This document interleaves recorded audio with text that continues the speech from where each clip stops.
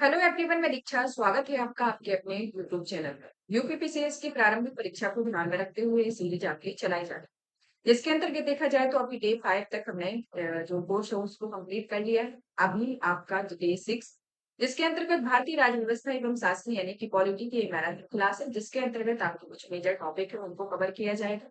ये जो पॉलिटी का सेक्शन है उसको 3 क्लास में कवर किया जाएगा। उसके अंतर्गत आपकी पूरी पॉलिटी की जो जिस तरीके से एग्जाम के पॉइंट ऑफ व्यू से आपके क्वेश्चन आते हैं, तो उसी के संदर्भ में इसको लेके आपका एक वीडियो लेक्चर बनाए। इसमें देखा जाए तो आपका कंप्लीट रिवीजन कराया जा रहा है, जिसके अंतर्गत आपकी जो ऑथेंटिक बुक है उसको और आपकी एनसीईआरटी और आपके प्रीवियस ईयर क्वेश्चन और प्रैक्टिस क्वेश्चन सभी को ध्यान में रखते हुए ये सीरीज चलाई जा रही है। इस सीरीज के अंतर्गत अभी आपके 5 लेक्चर हो गए। अगर आपने नहीं देखे हुए हैं तो आप डिस्क्रिप्शन में लिंक दी गई है, उसको जाके क्लिक करें, वहां जाके आप देख सकते हैं। साथ ही साथ आपकी प्लेलिस्ट बनी हुई है, तो वहां से आप देख सकते हैं। आपको डे फर्स्ट से डे थर्ड तक, डे फिफ्थ तक का पूरे टॉपिक अवेलेबल हो जाएंगे। चलिए, तो आज के दिन की शुरुआत करते हैं। आज के दिन के साथ हम अपने टॉपिक बता देंगे, उसके बाद एक एक करके पढ़ा जाएगा। ये आपको पहले ही बता दें कि ये जो क्लास है वो रिवीजन के पर्पज पे है। आपको इसमें किसी टॉपिक को एकदम डिटेल में, जिस तरीके से आपका एकदम प्री मेंस के पॉइंट ऑफ व्यू से है, उस तरीके से नहीं पढ़ाया जा रहा है। ये आपका प्री ओरिएंटेड क्लास है, जिसमें आपको जिस तरीके के आपके प्री में एग्जाम जो क्वेश्चन पूछे जाते हैं उसी के बेसिस पे इसको एक प्रारूप उसका बनाया गया है। इसके अंतर्गत हमारा पहला जो टॉपिक देख लेते हैं, तो पहले टॉपिक के अंतर्गत आता है जैसे कि ऐतिहासिक पृष्ठभूमि। ऐतिहासिक पृष्ठभूमि के बाद आता है आपका संविधान का निर्माण, संविधान की समितियां, संविधान की कार्यप्रणाली, संविधान की विशेषताएं, संविधान के भाग एवं अनुच्छेद, संविधान की अनुसूचियां, संविधान के विदेशी स्वरूप, प्रस्तावना, संघ एवं उसके राज्य क्षेत्र, राज्यों का पुनर्गठन, नागरिकता, मूल अधिकार, राज्य के नीति निर्देशक तत्व और मौलिक कर्तव्य। तो इस तरीके से देखा जाए तो आपके मेजर टॉपिक है जो आपके स्टार्टिंग की पॉलिटी से लेकर आपका मौलिक कर्तव्य तक। इसमें जो दूसरा हमारा टॉपिक क्वालिटी का आएगा वो आपका संघ एवं राज्य को कवर करेगा, और जो तीसरा जो लेक्चर आएगा उसके अंतर्गत जितने भी क्वालिटी के आयोग हैं, जो जो आता है उन सबको कवर किया जाएगा। तो इसी बेस पे आपका ये जो 30 डेज की क्लास है उसमें क्वालिटी के 3 लेक्चर रखे गए। जो भी आपके विविध के संदर्भ में टॉपिक होंगे उनको विविध के टॉपिक के साथ कवर कर दिया जाएगा, और जितने भी जो जिस तरीके के क्वेश्चन पूछे जाते हैं उनको भी और इसमें एड ऑन कर लिया जाएगा। तो इसी के संदर्भ में ये आपकी तैयारी को बेहतर बनाने के लिए ये सीरीज चलाई गई। तो इसमें आपका मेरा हैंड नोट्स ही है। इसमें आपको कुछ मतलब कि मैंने उसको एक प्रारूप दिया है कि आप इसको अगर पढ़ लेते हैं, इसी का ही रिवीजन कर लेते हैं, तो आपके एग्जाम में क्वेश्चन सॉल्व हो जाएगा। और इसमें ज्यादातर सिनॉप्सिस टाइप पे बनाया गया है, ताकि समझने में भी आसानी हो, और जो अभी कम टाइम बचा है उसके हिसाब से आपको रिवीजन करने में भी आसान। चलिए, तो टॉपिक की शुरुआत करते हैं। सबसे पहले पढ़ेंगे ऐतिहासिक पृष्ठभूमि के बारे में। तो ऐतिहासिक पृष्ठभूमि के संदर्भ में मैंने इस तरीके से इसको बनाया हुआ है, जिसमें आपको देखा जाए तो आप जब पॉलिटी की किताब पढ़ते होंगे या पॉलिटी को पढ़ते होंगे, तो उसमें दो तरीके से ऐतिहासिक पृष्ठभूमि दिखाई देती है। एक तो आता है उसमें कंपनी का शासन, दूसरा आता है ताज का शासन। कंपनी के शासन के अंतर्गत बात की जाए तो यह 1773 से 1858 तक था, और दूसरा जो शासन आता है ताज का शासन, वो 1858 से 1947। तो सबसे पहले हम कंपनी के शासन के जो महत्वपूर्ण रेगुलेटिंग एक्ट है, चार्टर अधिनियम है, उनके बारे में पढ़ेंगे, और उनके संदर्भ में कौन कौन से इंपोर्टेंट पॉइंट निकल कर आते हैं। जैसे कि कब उच्चतम न्यायालय की स्थापना हो, कब जो राजनीतिक वाणिज्यिक कार्य उनको कब पृथक किया, कब द्वैत शासन की शुरुआत हुई, किस अधिनियम के अंतर्गत कौन से भारत के गवर्नर जनरल बनाए गए, कौन सी विधायी एवं प्रशासनिक शक्तियों को जोड़ा गया। इस तरीके से आपकी जो भी कंपनी के शासन के अंतर्गत आएंगे उनको पढ़ा जाए। ताज के शासन के अंतर्गत जो जिस तरीके के आपके अधिनियम आएंगे उनको पढ़ा जाए। तो सबसे पहले हम कंपनी के शासन के अंतर्गत बात करें तो उसमें सबसे पहले 1773 का रेगुलेटिंग एक्ट है। 1773 का रेगुलेटिंग एक्ट, फिर 1784 का आपका पीट्स इंडिया एक्ट आता है। 1813 के अंतर्गत चार्टर अधिनियम आएगा, 1833 का चार्टर अधिनियम और 1853 का चार्टर अधिनियम। तो 1773 की रेगुलेटिंग एक्ट के अंतर्गत बात की जाए तो इसके अंतर्गत सबसे पहला पॉइंट तो ये निकल कर आता है कि उस टाइम पे जब 1773 में, मतलब कि शुरुआती ही स्टेज कंपनी के शासन का शुरुआती समय, उस टाइम पे पहले नंबर पर जो रेगुलेटिंग एक्ट आया, उस एक्ट के तहत बंगाल के गवर्नर को गवर्नर जनरल का नाम दिया गया। जब बंगाल में गवर्नर का शासन था, तो उस टाइम पे जब ये एक्ट लागू हुआ तो उसे बंगाल का गवर्नर जनरल का पद नाम दिया गया। दूसरा कि 1774 में उच्चतम न्यायालय की स्थापना की गई। आपका क्वेश्चन पूछा जाता है कि भारत में सर्वोच्च न्यायालय की स्थापना किस अधिनियम के अंतर्गत की गई, मतलब कि सर्वप्रथम कब की गई थी। तो सर्वप्रथम में बात की जाए तो ये 1773 के रेगुलेटिंग एक्ट के तहत 1774 में उच्चतम न्यायालय की स्थापना की गई, जिसमें आपके प्रमुख जो न्यायाधीश रहे और उनके चेम्बर्स, मिस्टर हाइडी आपके न्यायाधीश और मुख्य न्यायाधीश के संदर्भ में रहे। ब्रिटिश सरकार के कोर्ट ऑफ डायरेक्टर्स के माध्यम से कंपनी का नियंत्रण सशक्त हो गया और प्रथम गवर्नर जनरल वॉरेन हेस्टिंग को बनाया गया। तो 1773 के रेगुलेटिंग एक्ट से निकल कर आता है कि वहां के गवर्नर को बंगाल का गवर्नर जनरल बनाया गया। 1774 में उच्चतम न्यायालय की स्थापना की गई और ब्रिटिश सरकार के कोर्ट ऑफ डायरेक्टर के माध्यम से कंपनी का नियंत्रण सशक्त हो गया और प्रथम governor general Lord Warren Hastings को बनाया गया। अब आता है दूसरा अधिनियम 1784 का पिट्स इंडिया अधिनियम। 1784 के पिट्स इंडिया अधिनियम के अंतर्गत देखा जाए तो इसमें राजनीतिक और वाणिज्यिक कार्यों को पृथक किया गया। राजनीतिक मामलों के प्रबंधन के लिए नियंत्रण बोर्ड का नाम नया निकाय बनाया गया और इसमें द्वैत शासन व्यवस्था की शुभारंभ किया गया। तो क्वेश्चन आता है कि द्वैत शासन व्यवस्था का शुभारंभ कब किया गया या द्वैत शासन व्यवस्था कब समाप्त की गई और इसे पुनः कब लागू किया गया। तो इसमें सर्वप्रथम देखा जाए तो 1784 का पिट्स इंडिया एक्ट के तहत द्वैत शासन व्यवस्था का शुभारंभ किया गया, जिसमें राजनीतिक और वाणिज्यिक कार्यों को पृथक किया गया। साथ ही साथ राजनीतिक मामलों के प्रबंधन के लिए नियंत्रण बोर्ड का नाम नया निकाय गठित किया गया। तो ये पिट्स इंडिया एक्ट के अंतर्गत आता है। अब आता है 1813 का चार्टर अधिनियम। 1813 के चार्टर अधिनियम में ये सबसे ज्यादा क्वेश्चन आपका पूछा गया है कि ईसाई मिशनरियों के प्रचार के लिए किस अधिनियम के अंतर्गत ही आता है। तो ईसाई मिशनरियों का जो उस टाइम पे प्रसार हुआ या फिर धर्म के प्रचार प्रसार की अनुमति जो है वह 1813 के चार्टर अधिनियम के अंतर्गत दी गई, जिसमें स्थानीय सरकारों को कर लगाने का भी प्रावधान किया गया। तो 1813 का जो चार्टर अधिनियम है उसके अंतर्गत भारत में धर्म के ईसाई मिशनरियों को भारत में धर्म के प्रचार प्रसार के लिए अनुमति दी गई और स्थानीय सरकारों को कर लगाने का भी प्रावधान किया गया। अब आता है 1833 का चार्टर अधिनियम। इस चार्टर अधिनियम के अंतर्गत बात की जाए तो इस अधिनियम में जैसे कि 1773 का जो रेगुलेटिंग एक्ट आया था उस टाइम पे बंगाल के गवर्नर को बंगाल का गवर्नर जनरल बनाया गया, लेकिन जब 1833 का चार्टर अधिनियम आया तो उस टाइम पर बंगाल के गवर्नर जनरल को भारत का गवर्नर जनरल बनाया गया। तो क्वेश्चन पूछा जाता है कि भारत का गवर्नर जनरल किसे बनाया गया और किस अधिनियम के तहत बनाया गया। तो किसे बनाया गया, तो वो लॉर्ड विलियम बेंटिक को बनाया गया और किस अधिनियम के अंतर्गत बनाया गया, तो वो 1833 के चार्टर अधिनियम के अंतर्गत बनाया गया।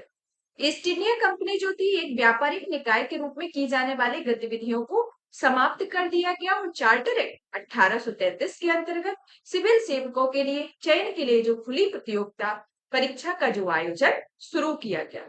तो 1833 का जो अधिनियम आता है उसके अंतर्गत आपके प्रमुख प्रावधानों में पहला नंबर का प्रावधान वो आता है, वो जो बंगाल के गवर्नर थे उन्हें भारत का गवर्नर जनरल बना दिया गया। प्रथम गवर्नर जनरल जो बनाए गए वो लॉर्ड विलियम बेंटिक थे। तो प्रथम गवर्नर जनरल कौन रहे थे बंगाल के governor general Warren Hastings, Lord Warren Hastings रहे।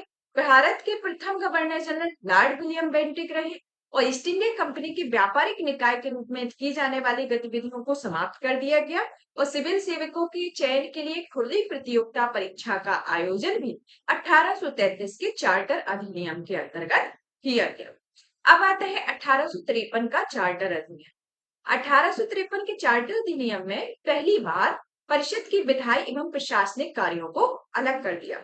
तो परिषद के जो विधायी एवं प्रशासनिक कार्य है इसको इसके अंतर्गत अलग कर दिया गया और इसके अंतर्गत देखा जाए तो इसमें 6 नए पार्षद जोड़े गए जिन्हें विधान पार्षद कहा गया और सिविल सेवकों के लिए भर्ती एवं चयन हेतु खुली प्रतियोगिता परीक्षा का शुभारंभ 1854 में मैकाले समिति इस शुभारंभ किया गया और इसके लिए मैकाले समिति की नियुक्ति की गई।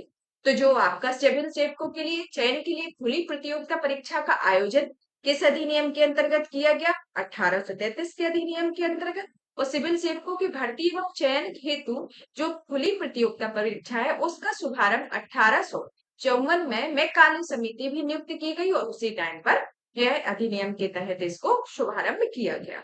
तो ये आपका जो 1853 का चार्टर अधिनियम है उसके अंतर्गत आता है। तो ये आपके कंपनी के शासन के अंतर्गत जो 1773 से 1858 तक के प्रमुख जो एक्ट के अंतर्गत प्रमुख प्रावधान है उनके बारे में आता है। अब आते हैं हमारा ताज का शासन। ताज के शासन के अंतर्गत बात की जाए तो इसमें 1858 से 1947 तक के ताज के शासन को बताया गया। ताज के शासन के अंतर्गत सबसे पहले आता है 1858 का भारत शासन अधिनियम। 1858 के भारत शासन अधिनियम के अंतर्गत सबसे पहली बात तो ये हुई कि इसमें भारत का शासन जो था वह सीधे महारानी विक्टोरिया के अधीन चला गया। तो 1858 में क्या हुआ कि महारानी विक्टोरिया के अधीन जो शासन था वो चला गया और गवर्नर जनरल का जो पद नाम बदलकर भारत के वायसराय कर दिया गया। तो और प्रथम वायसराय लॉर्ड कैनिंग को बनाया गया। तो फिर से रिवाइज कर लेंगे कि 1773 में बंगाल के प्रथम governor general Lord Warren Hastings को बनाया गया। फिर आपका 1833 में भारत के प्रथम गवर्नर जनरल बनाए गए लॉर्ड विलियम बेंटिक को। फिर अभी जो 1858 का भारत शासन अधिनियम आया तो उस टाइम पर गवर्नर जनरल का पद नाम बदलकर भारत का वायसराय कर दिया गया और भारत के प्रथम वायसराय लॉर्ड कैनिंग को बनाया गया। भारत में द्वैत शासन की समाप्ति की गई और इसका उद्देश्य प्रशासनिक मशीनरी में सुधार करना था। तो इसका उद्देश्य क्या था? प्रशासनिक मशीनरी में सुधार करना था और भारत में द्वैत शासन की समाप्ति भी 1858 के भारत शासन अधिनियम के अंतर्गत की गई थी। अब आता है 1861, 1892 और 1909 के भारत परिषद अधिनियम के बारे में। तो 1861 का जो भारत परिषद अधिनियम था इसके द्वारा कानून बनाने की प्रक्रिया में सुधार हेतु लॉर्ड कैनिंग द्वारा 1859 में यह व्यवस्था प्रारंभ की गई जिसे में पोर्टफोलियो प्रणाली को भी मान्यता दी गई। तो क्वेश्चन आता है कि पोर्टफोलियो प्रणाली की स्थापना या इस प्रणाली का शुभारंभ किस अधिनियम के अंतर्गत किया गया? तो यह लॉर्ड कैनिंग के द्वारा 1859 में इस व्यवस्था को प्रारंभ किया गया और यह पोर्टफोलियो प्रणाली की मान्यता 1861 के अधिनियम के अंतर्गत भारत परिषद अधिनियम के अंतर्गत दी गई। 1892 का अधिनियम जिसके माध्यम से केंद्रीय और प्रांतीय विधान परिषदों में अतिरिक्त सदस्यों की संख्या बढ़ाई गई। तो क्वेश्चन आया कि केंद्रीय और विधान परिषदों में अतिरिक्त सदस्यों की संख्या किसके अंतर्गत किस भारत परिषद अधिनियम के अंतर्गत बढ़ाई गई? तो 1892 के अधिनियम के अंतर्गत। और 1909 के अंतर्गत मार्ली मिंटो सुधार के नाम से जाना जाता है। तो आपका कई बार क्वेश्चन पूछा गया है कि मार्ली मिंटो सुधार किस अधिनियम के अंतर्गत आता है या माउंटेन्यू चोम्स्फोर्ड सुधार जो है वह किस अधिनियम के अंतर्गत आता है? 1909, 1853, 1854 या 1892 या 1919 या 1935 इस तरीके से आपके ऑप्शन ले लिए जाएंगे। तो एक तरीके से देखा जाए तो जो मार्ली मिंटो सुधार है वह 1909 के मार्ली मिंटो सुधार को 1909 का भारतीय परिषद अधिनियम कहा जाता है। इसमें सत्येंद्र प्रसाद सिन्हा को वायसराय की कार्यपालिका परिषद में प्रथम भारतीय सदस्य इस अधिनियम के अंतर्गत बनाया गया। अब आता है 1909 की भारत शासन अधिनियम के अंतर्गत या भारत परिषद अधिनियम के अंतर्गत 1909 का जो अधिनियम है इसमें पहली बार देश में द्विसंघीय व्यवस्था और प्रत्यक्ष निर्वाचन की व्यवस्था को शुभारंभ किया गया। तो पहली बार प्रत्यक्ष निर्वाचन की व्यवस्था किस अधिनियम के अंतर्गत प्रारंभ की गई? यह आपकी 1919 के अधिनियम के अंतर्गत की गई जिसमें लोकसभा और राज्यसभा है और इस कानून ने संपत्ति कर जो शिक्षा के आधार पर सीमित संख्या में लोगों का मताधिकार का प्रदान किया हुआ था। तो इस कानून ने संपत्ति कर एवं शिक्षा के आधार पर जो सीमित संख्या में लोगों को मताधिकार प्रदान किया वह 1919 के अंतर्गत किया गया और 1919 के अधिनियम के अंतर्गत ही 1926 में केंद्रीय लोक सेवा आयोग का गठन किया गया। केंद्रीय लोक सेवा आयोग का गठन किस अधिनियम के अंतर्गत किया गया? 1919 के अधिनियम के अंतर्गत किया गया। अब आता है 1935 का अधिनियम। तो 1935 के अधिनियम के अंतर्गत आता है कि सबसे पहला तो कि अखिल भारतीय संघ की स्थापना की गई। किसकी स्थापना की गई? अखिल भारतीय संघ की स्थापना की गई जिसमें संघीय सूची, राज्य सूची और संवर्ती सूची के अंतर्गत इसमें 3 अनुसूचियों को बनाया गया। इसमें भारतीय रिजर्व बैंक की भी स्थापना की गई और संघीय न्यायालय की भी स्थापना की गई। तो भारतीय रिजर्व बैंक की स्थापना इसके अंतर्गत, आरबीआई की स्थापना किसके द्वारा की गई? 1935 के अधिनियम के अंतर्गत। और एक संघीय न्यायालय की स्थापना जो है उसकी स्थापना भी भारतीय जो भारत अधिनियम 1935 का है, उसके अंतर्गत इसकी स्थापना की गई। अब आता है 1947 का भारतीय स्वतंत्रता अधिनियम। इस अधिनियम के अंतर्गत सबसे पहला तो 15 अगस्त 1947 को स्वतंत्र संप्रभु राष्ट्र घोषित किया गया। भारत का विभाजन जो था वह भारत और पाकिस्तान के अंतर्गत इसमें विभाजित किया गया और सारी उपाधि अधिनियम से भारत का साम्राज्य शब्द को समाप्त कर दिया। तो ये आपके 1935 तक के 1947 तक के प्रमुख अधिनियम है जो 1858 से 1947 तक का है। तो इसमें आपका एक रिवीजन किया गया है कि इसमें जो जो इम्पोर्टेंट पॉइंट निकल कर आते हैं इसको इसमें आपका नोट डाउन करके बताया गया है। तो इसको आपका रिवीजन कर लेना है अगर आपको इसको, क्योंकि इसी तरीके की ही आपके क्वेश्चन एग्जाम में पूछे जाते हैं। अब आता है हमारा नेक्स्ट टॉपिक कि संविधान के निर्माण के बारे में। तो संविधान के निर्माण के बारे में आता है सबसे पहले डेट जो है वो पूछी जाती है कि संविधान सभा का गठन कब किया गया। तो संविधान सभा का गठन कब किया गया? नवंबर 1946 में संविधान का सभा की कुल सदस्यों जिनमें 389 सदस्य थे, जिनमें 296 जो सीटें थी इसमें ब्रिटिश भारत के अंतर्गत आती थी, 93 सीटें जो थी वह देशी रियासतों के अंतर्गत आती। 296 सीटें जो ब्रिटिश भारत के अंतर्गत आती थी, जिसमें 292 सदस्यों का चयन 11 गवर्नर के प्रांतों में होता था और 4 सदस्यों का चयन मुख्य आयुक्तों के प्रांतों में होता था। तो संविधान सभा का गठन कब किया गया? नवंबर 1946 में संविधान सभा का गठन किया गया। संविधान सभा में कुल सदस्य संख्या 389 थी, जिसमें 296 सीटें जो थी वह ब्रिटिश भारत के अंतर्गत आती थी, जिसमें 292 सदस्यों का चयन जो था वह 11 गवर्नर के प्रांतों के अंतर्गत किया जाता था और 4 सदस्यों का जो चयन था वह मुख्य आयुक्तों के प्रांतों में किया जाता था। और 389 में से 296 के बाद जो 93 सीटें बची वह देशी रियासतों के लिए थी। तो आपकी सीटों से रिलेटेड भी क्वेश्चन आते हैं।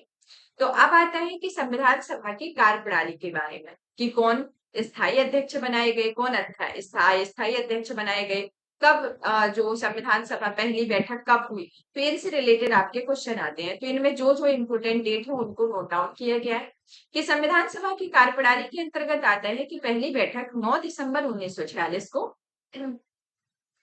अस्थायी अध्यक्ष इसके डॉक्टर सच्चिदानंद सिन्हा बनाए गए। जब संविधान सभा की पहली बैठक 9 दिसंबर 1946 को हुई तो उस टाइम पर अस्थायी अध्यक्ष के तौर पर डॉक्टर सच्चिदानंद सिन्हा को बनाया गया। 11 दिसंबर 1946 को स्थायी अध्यक्ष डॉक्टर राजेंद्र प्रसाद को बनाया गया। उपाध्यक्ष जो थे वह H.C. मुखर्जी को और संवैधानिक सलाहकार सर B.N. राय को बनाया गया। तो पहली बैठक कब हुई? 9 दिसंबर 1946 को, जिसके अस्थायी अध्यक्ष डॉक्टर सच्चिदानंद सिन्हा बनाए गए। 11 दिसंबर 1946 को जब बैठक हुई उस टाइम पे स्थायी अध्यक्ष डॉक्टर राजेंद्र प्रसाद को बनाया गया, उपाध्यक्ष H.C. मुखर्जी को बनाया गया और संवैधानिक सलाहकार सर B.N. राव को बनाया गया। तो इस तरीके से आपका 11 दिसंबर को ये महत्वपूर्ण प्रावधान हुई जिसमें अध्यक्ष, उपाध्यक्ष और संवैधानिक सलाहकार बनाए गए। फिर आता है 13 दिसंबर। 13 दिसंबर 1946 को ये पंडित नेहरू के द्वारा सभा में एक ऐतिहासिक उद्देश्य प्रस्ताव रखा गया।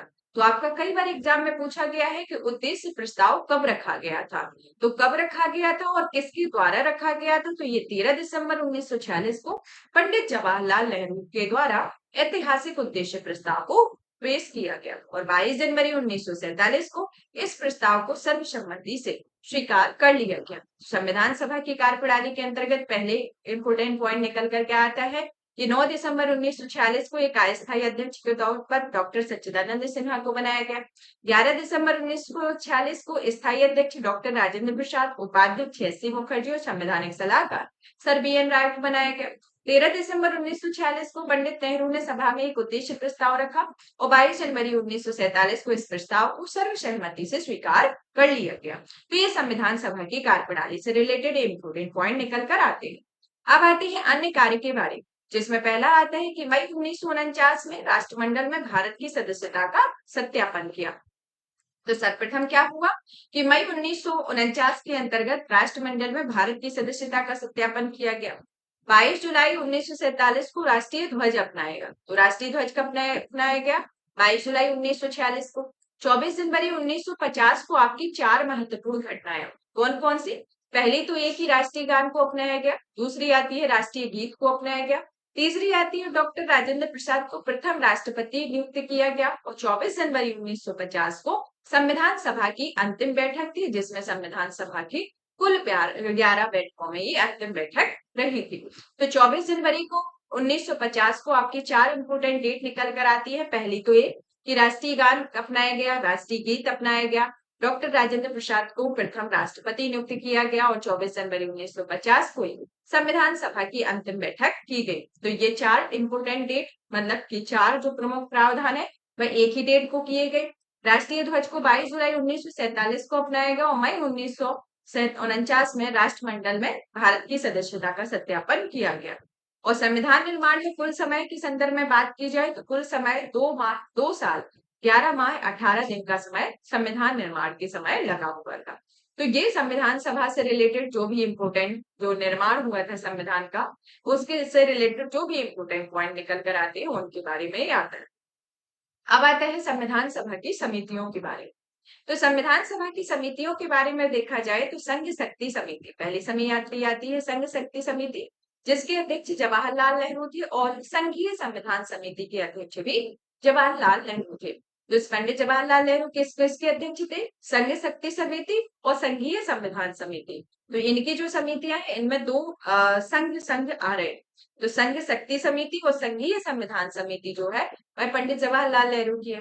प्रांतीय संविधान समिति सरदार पटेल की, प्रारूप समिति के अध्यक्ष डॉक्टर बी.आर. अम्बेडकर। फिर आती है मौलिक अधिकारों एवं अल्पसंख्यकों संबंधी परामर्श समिति, के अध्यक्ष कौन रहे हैं? सरदार पटेल। तो सरदार पटेल प्रांतीय संविधान समिति के भी अध्यक्ष रहे हैं और मौलिक अधिकारों एवं अल्पसंख्यक संबंधी परामर्श समिति के भी अध्यक्ष रहे हो। और इस समिति के अंतर्गत 2 उप समितियां बनाई, जिसमें पहली समिति जो थी मौलिक अधिकारों के लिए उप समिति जो बनाई गई, जिसके अध्यक्ष जेबी कृपलानी बनाए गए, और अल्पसंख्यकों के लिए जो उप समिति बनाई गई उसके अध्यक्ष एच.सी. मुखर्जी को बनाया गया। तो एच.सी. मुखर्जी अल्पसंख्यक उप समिति के अध्यक्ष बनाए गए, मौलिक अधिकार उप समिति के अध्यक्ष जेबी कृपलानी को बनाया गया। अब आती है प्रक्रिया नियम समिति और संचालन समिति। प्रक्रिया नियम समिति संचालन समिति के अध्यक्ष डॉक्टर राजेंद्र प्रसाद को बनाया गया। राज्यों के लिए समिति जो राज्यों से समझौता करने वाली समिति है उसके अध्यक्ष जवाहरलाल नेहरू को बनाया गया। झंडा समिति के अध्यक्ष जेबी कृपलानी को बनाया गया। राष्ट्रीय ध्वज के लिए तदर्थ समिति जो है वह डॉक्टर राजेंद्र प्रसाद को इनका अध्यक्ष बनाया गया। सदन समिति के अध्यक्ष पी पट्टाभी सीतारमैया को बनाया गया और कार्य संचालन समिति के अध्यक्ष डॉक्टर के.एम. मुंशी को बनाया गया। तो इस तरीके से देखा जाए तो इसमें 3 मतलब कि पंडित जवाहरलाल नेहरू और डॉक्टर राजेंद्र प्रसाद को 3 समितियों को अध्यक्ष बनाया गया। तो पंडित जवाहरलाल नेहरू को कौन कौन सी समिति? संघ शक्ति समिति, संघीय संविधान समिति और राज्यों के लिए समिति के जो अध्यक्ष हैं जवाहरलाल नेहरू। कौन कौन सी? संघ शक्ति समिति, संघीय संविधान समिति और राज्यों के लिए समिति पंडित जवाहरलाल नेहरू। फिर आती है आपके राजेंद्र प्रसाद जी के, डॉक्टर राजेंद्र प्रसाद जी के बारे में 3 समितियां हैं। कौन कौन सी? प्रक्रिया नियम समिति, संचालन समिति और राष्ट्रीय ध्वज समिति के लिए जो तदर्थ समिति बनी उसके अध्यक्ष डॉक्टर राजेंद्र प्रसाद को बनाया गया। सरदार वल्लभ भाई पटेल को भी 2 समितियों का अध्यक्ष बनाया गया, जिसमें पहली तो आपकी आती है प्रांतीय संविधान समिति, दूसरी आती है मौलिक अधिकारों और अल्पसंख्यकों संबंधी परामर्श समिति, जिसके अंतर्गत 2 उप समितियां बनी थी, जिसमें मौलिक अधिकारों की उप समिति के अध्यक्ष जेबी कृपलानी और अल्पसंख्यक उप समिति के अध्यक्ष एस.सी. मुखर्जी को बनाया गया। तो इस तरीके से देखा जाए तो ये प्रमुख समितियां और इनकी उप समितियां रही। तो मतलब कि सबसे टॉप मोस्ट में देखा जाए 3 जवाहरलाल नेहरू ने समितियां बनाई और 3 राजेंद्र प्रसाद ने समितियां बनाई और 2 सरदार पटेल की समितियां रही हैं।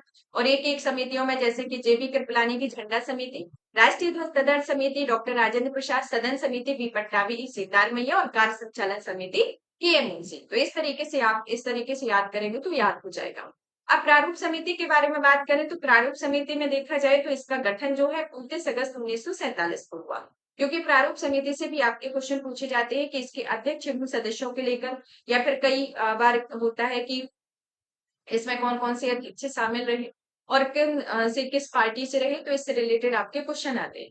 तो गठन के संदर्भ में बात की जाए तो इसका गठन 29 अगस्त 1947 को प्रारूप समिति का गठन किया गया। इसमें सदस्य संख्या 7 थी, जिसमें 1 अध्यक्ष और 6 अन्य सदस्य हैं। तो एक अध्यक्ष कौन रहे? Doctor B R. अम्बेडकर। उनके 6 अन्य सदस्य में आते हैं N Gopal Swami Ayyangar, Alladi Krishna Swami Iyer, doctor K M. Munshi, Syed Mohammad Saadullah, N Madhavrao, T T. Krishnacharya. तो इस तरीके से देखा जाए तो इसमें 6 सदस्य हैं, तो आप अगर इनके नाम एक से पढ़ेंगे तो ये इसमें मुस्लिम सदस्य हैं और जो 5 सदस्य उनके नाम कृष्ण के नाम पर देखने को मिलते हैं, जैसे कि गोपाल स्वामी अयंगर, अल्लादी कृष्ण स्वामी अय्यर, के.एम. मुंशी और एन. माधव राव, टी.टी. कृष्णामाचारी। तो ये जो है वो आपके एक जो भगवान कृष्ण है उनके नाम पर ये नामों का मतलब कि एक याद करने के उस पे एक ट्रिक के तौर पे कि आप इस तरीके से याद कर सकते हैं तो ये आपको जो इनके जो सदस्य हैं वो याद हो जाएंगे। और एक मोहम्मद सैयद मोहम्मद सादुल्ला ये एक मुस्लिम सदस्य इसमें शामिल थे। तो और ये जो वेदोवर्कर बी.आर. अम्बेडकर को इसके अध्यक्ष बनाया गया और इसका उद्देश्य क्या था? नए संविधान का प्रारूप तैयार करना। तो ये प्रारूप समिति के बारे में है, तो इसके अंतर्गत आता है। अब आता है इसमें संविधान सभा की प्रमुख विशेषताओं के बारे में देख लेते हैं। तो इसकी डिटेल तो आप इस तरीके की आपकी डायरेक्टली पूछी जाती है पीसीएस के एग्जाम में, तो आप डिटेल को देख लेंगे क्योंकि इसके अंदर की जो क्योंकि एक विशेषताओं के अंतर्गत ही बहुत सारी शब्द ही बहुत अच्छे से समझना जरूरी होता है। बट अभी आपके प्री के पॉइंट ऑफ व्यू से आप अगर विशेषताओं को ही एक बार नजर से देख लेते एक नजर से तो आपके क्वेश्चन आएंगे तो वो जब ABCD के फॉर्म में आते हैं तो वो आपके सॉल्व हो जाएंगे। जैसे कि सबसे लंबा लिखित संविधान है या विभिन्न स्रोतों में विहित है, नम्यता और अनम्यता का समन्वय देखने को मिलता है, एकात्मकता की ओर झुकाव के लिए संघीय व्यवस्था है, सरकार का संसदीय स्वरूप भी है, संसदीय संप्रभुता एवं न्यायिक सर्वोच्चता का एक समन्वय देखने को मिलता है, एकीकृत और स्वतंत्र न्यायपालिका की भारतीय संविधान बात करता है, मौलिक अधिकार भी है, राज्य की नीति निर्देशक तत्व है, मौलिक कर्तव्य है, एक धर्मनिरपेक्ष राज्य का होना, सार्वभौमिक वैक्स मताधिकार, एकल नागरिकता होना, स्वतंत्र न्यायिक और आपातकालीन प्रावधान और त्रिस्तरीय सरकार की व्यवस्था भारतीय संविधान की प्रमुख व्यवस्था जो विशेषताएं हैं उनके अंतर्गत आती हैं। तो इस तरीके से देखा जाए तो यह भारतीय संविधान की प्रमुख विशेषताएं हैं।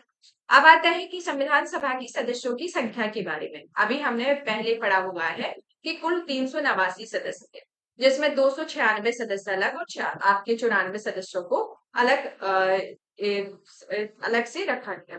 तो इसमें देखा जाए तो जो ब्रिटिश प्रांतों के 296 प्रतिनिधि थे, तो उसमें आपके जैसे सांप्रदायिक आधार पर इनका विभाजन देखा जाए तो इसमें 213 जो सदस्य थे वह सामान्य वर्ग से थे, 79 मुस्लिम के से थे और 4 सिख से थे। तो ये आपके सांप्रदायिक आधार पर हुआ। फिर आता है अनुसूचित जनजाति के सदस्यों की संख्या जो थी वह 33 थी और महिला सदस्यों की संख्या 15 थी। तो इस तरीके से जो संविधान सभा में सदस्य थे तो उनकी सदस्य संख्याओं के बारे में। अब आता है कि संविधान सभा में जो महिला सदस्य संख्या थी उनसे रिलेटेड आपके क्वेश्चन आते हैं। जो महिला सदस्य हैं उनके नाम पूछ लिए जाते हैं कि इनमें से उपरोक्त कथन में से कौन कौन सी महिला नहीं है या फिर कौन कौन सी महिला है। तो सबसे पहले आती है अम्मू स्वामीनाथन, ये प्रमुख महिला रही। एनी मैस्करिन, बेगम एजाज रसूल, दक्षियानी बेलियादू, जी दुर्गाबाई, हंसा मेहता, कमला चौधरी, लीला रे, मालती चौधरी, पूर्णिमा बनर्जी, रेणुका राय, सरोजिनी नायडू, राजकुमारी अमृत कौर, सुचेता कृपलानी, विजया लक्ष्मी पंडित।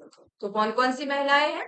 पहली आती है अम्मू स्वामीनाथन, एनी मैस्करिन, बेगम एजाज रसूल, दक्षियानी बेलियादू, जी दुर्गाबाई, हंसा मेहता, कमला चौधरी, लीला रे, मालती चौधरी, पूर्णिमा बनर्जी, रेणुका राय, सरोजिनी नायडू, राजकुमारी अमृत कौर, सुचेता कृपलानी और विजया लक्ष्मी पंडित। तो ये 15 प्रमुख महिलाएं रही जिनसे रिलेटेड आपके एग्जाम में क्वेश्चन पूछे जाते हैं।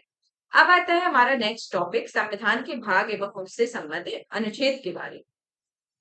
तो इसमें आपके भाग दिए गए और भाग से कौन कौन सी अनुच्छेद संबंधित है और उनके कौन कौन से विषय हैं उनके बारे में एक ओवरव्यू दिया जाएगा। क्योंकि आप जब क्वालिटी पढ़ते होंगे तो आप अगर इस तरीके से पढ़ते हैं कि आप भाग के अकॉर्डिंग अनुच्छेदों को याद रखते हैं तो वो चीजें ज्यादा अच्छे से याद रहती है।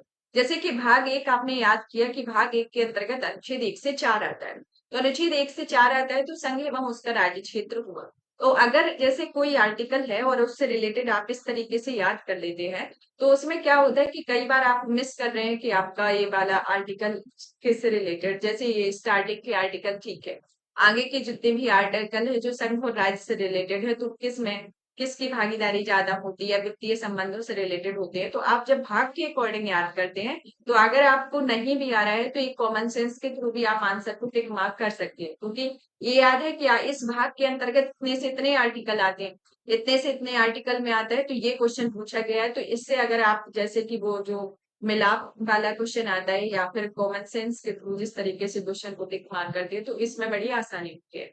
तो आप अगर इसको याद नहीं करते हैं कि भाग के अंतर्गत अनुच्छेदों को, तो आप याद करना शुरू कर दीजिए, क्योंकि आप अगर इस तरीके से याद करते हैं तो आपको अगर कोई तो याद है तो बेहतर है ही, लेकिन जब याद नहीं है और कई बार एग्जाम प्रेशर में नहीं याद रहता है, तो उस टाइम पे ये इस तरीके से याद किया हुआ जो सिनेरियो है वो आपको एग्जाम में काफी हेल्पफुल रहता है। तो भाग एक के अंतर्गत देखा जाए तो इसमें आता है अनुच्छेद 1 से 4 आता है। भाग 2 के अंतर्गत नागरिकता आती है, जिसमें अनुच्छेद 5 से 11 तक का प्रावधान है। भाग 3 के अंतर्गत मौलिक अधिकार आते हैं, जो कि अनुच्छेद 12 से 35 तक है। और भाग 4 के अंतर्गत राज्य की नीति निर्देशक तत्व आते हैं, जो कि अनुच्छेद 36 से 51 तक हो। भाग 4 के 4 ए के अंतर्गत मौलिक कर्तव्य है, जिसमें 51 का तक के प्रावधान दिए गए हैं, मतलब कि 11 आपके मौलिक कर्तव्य दिए गए हैं। फिर आता है आपका भाग 5। भाग 5 के अंतर्गत देखा जाए तो इसमें संघ सरकार आती है। संघ सरकार में अनुच्छेद 52 से 151 तक का प्रावधान दिया गया है। तो जो अध्याय 1 है उसमें कार्यपालिका का प्रावधान दिया गया है, जो कि अनुच्छेद 52 से 78 तक है। तो इस तरीके से आप इसी को जैसे कि मिला के पढ़े, मिला के आपका भाग 5 और भाग 6 को जब मिला के पढ़ते हैं तो आपको ये सुविधा होगी कि जैसे अध्याय 1 2 3 4 5 इसमें भी दिए गए हैं और इसमें भी दिए गए हैं। जो आपका राज्य है उसमें 6 दिए गए हैं और इसमें आपके 5 दिए गए हैं। तो जो आप अध्याय 1 के अंतर्गत कार्यपालिका पढ़ेंगे तो उसमें अनुच्छेद 52 से 78 है। तो इसमें जब आप अध्याय 1 पढ़ेंगे तो इसमें साधारण है, लेकिन अध्याय 2 के अंतर्गत कार्यपालिका आती है, जिसमें अनुच्छेद 153 से 167 है। मतलब कि उसमें 52 से शुरू हो रहा है, इसमें 152 से शुरू हो रहा है। उसमें 52 से 78 है, इसमें कार्यपालिका जो है वह 153 से 167 में है। फिर इस तरीके से हम जब केंद्र की ओर जाते हैं तो उसमें अध्याय 2 के अंतर्गत संसद पढ़ती है, जो अनुच्छेद 79 से 122 है। और इसमें जब अध्याय 3 के अंतर्गत जाते हैं, जो कि राज्य की विधानमंडल है, जो अनुच्छेद 168 से 212 तक है। वो 79 से 122 है और ये वाला किस राज्य में विधानमंडल 168 से 212 है। यहाँ अध्याय 3 के अंतर्गत राष्ट्रपति की विधायी शक्ति अनुच्छेद 123 के अंतर्गत दी गई है। और यहाँ पर देखा जाए तो अध्यक्ष के जो अनुच्छेद 4 के अंतर्गत अध्याय 4 के अंतर्गत जो राज्य के राज्यपाल की विधानमंडल शक्तियां हैं वह अनुच्छेद 213 के अंतर्गत दी गई। अब हम केंद्र की ओर आते हैं तो इसमें संघ की न्यायपालिका का जो विस्तार है अनुच्छेद 124 से 147 तक है। और इसमें जब राज्यों के उच्च न्यायालय की विस्तार के बारे में बात की जाए तो इसमें अनुच्छेद 214 से 232 तक इसमें प्रावधान दिया गया है।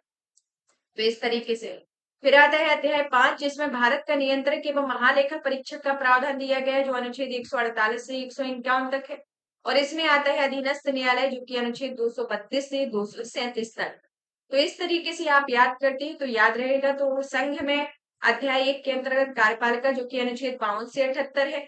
राज्य में अध्याय 2, जो कि कार्यपालिका 153 से 167 है। संघ में अध्याय 3 के अंतर्गत राष्ट्रपति की विधायी शक्ति, जो कि अनुच्छेद 123 में है। और इसमें राज्यों में राज्यपाल की विधायी शक्ति अनुच्छेद 213 में। अध्याय 4 के अंदर अध्याय 6 के 5 है उसके अंतर्गत भारत की नियंत्रक एवं महालेखा परीक्षक की शक्ति अनुच्छेद 148 से 51 तक है। और इसमें अधीनस्थ न्यायालय की जो शक्तियां हैं अध्याय 6 के अंतर्गत जो अनुच्छेद 232 से 237 तक है। तो इस तरीके से ये संघ की न्यायपालिका अनुच्छेद 124 से 147 में है। राज्य की न्यायपालिका अनुच्छेद 214 से 232 है। तो इस तरीके से आप दोनों को मिला के पढ़ते हैं तो आपको याद करने में आसानी है। अब आता है हमारा भाग 7। तो भाग 7 आपका निश्चित हो गया था, जो अनुच्छेद 238 को भी इसके अंतर्गत निश्चित कर दिया गया था। भाग 8, जिसमें संघ राज्य क्षेत्र है, जो कि अनुच्छेद 239 से 242 तक आते हैं। भाग 9 के अंतर्गत पंचायतें आता है, जो कि अनुच्छेद 243 से 211 तक है। भाग 9 ए के अंतर्गत नगर पालिकाएं आती हैं, जो कि अनुच्छेद 243 से 243 या छा तक है। 9 बी के अंतर्गत सहकारी सोसाइटियां आती है, जो कि अनुच्छेद 243 या जा से या ना तक आते हैं। भाग 10 के अंतर्गत अनुसूचित जातियां और अनुसूचित जनजातीय क्षेत्र से रिलेटेड है, जो कि अनुच्छेद 244 से 244 का तक प्रावधान है। भाग 11 के अंतर्गत संघों एवं राज्यों के बीच का संबंध होता है, जिसमें अध्याय 1 में विधायी संबंध और अध्याय 2 के अंतर्गत प्रशासनिक संबंध होते हैं, जिसमें जो संघ एवं राज्यों के बीच जो संबंध दिए गए हैं वह अनुच्छेद 245 से 263 में, जिसमें विधायी संबंधों के लिए 245 से 255 है और प्रशासनिक संबंधों के लिए 256 से 263 है। तो दो अध्याय है भाग 11 के अंतर्गत, जिसमें विधायी संबंध है 245 से 255 और जो प्रशासनिक संबंध है वो 256 से 263 आते हैं। भाग 12 की बात की जाए तो इसके अंतर्गत वित्त संपत्ति संविदाएं और वाद आते हैं, जिसके अंतर्गत जो अनुच्छेद 264 से अनुच्छेद 200 का तक कवर करता है। अध्याय 1 में वित्त दिया गया है जो कि 264 से 291 तक। तो इस तरीके से एक संघ एवं राज्यों के बीच संबंधों में जो वित्तीय से रिलेटेड है, तो इसमें जो आपका भाग 11 के अंतर्गत विधायी संबंध जो है अनुच्छेद 245 से 255 है, प्रशासनिक संबंध 256 से 263। भाग 12 के अंतर्गत अध्याय 1 के अंतर्गत वित्त दिया गया है जो कि 264 से 291 के अंतर्गत आता है। अध्याय 2 में ऋण लेना है जो कि 292 से 293 तक है। 3 में संपत्ति संविदाएं अधिकार बाध्यताएं और वाद आते हैं जो 294 से 300 तक है और 4 के अंतर्गत संपत्ति का अधिकार है जो कि 300 का है। तो ये भाग 12 के अंतर्गत वित्त संपत्ति और संविदाएं और वाद से रिलेटेड आते हैं।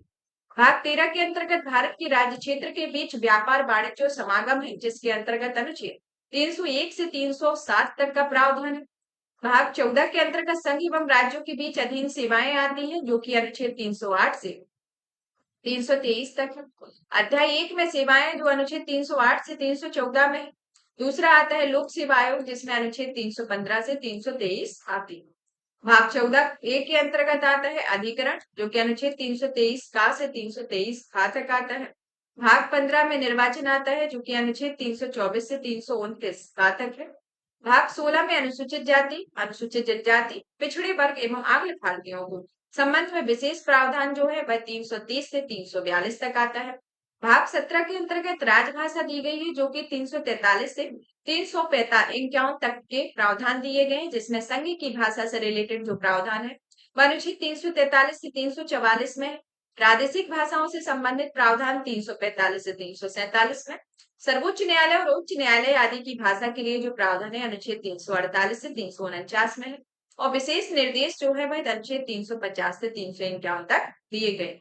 भाग 18 के अंतर्गत आपात उपबंध दिए गया है जो अनुच्छेद 352 से 360 तक है। भाग 19 में प्रकीर्ण दिया गया है जो अनुच्छेद 361 से 367 तक आता है। भाग 20 के अंतर्गत संविधान के संशोधन दिया गया है जो अनुच्छेद 368 तक है।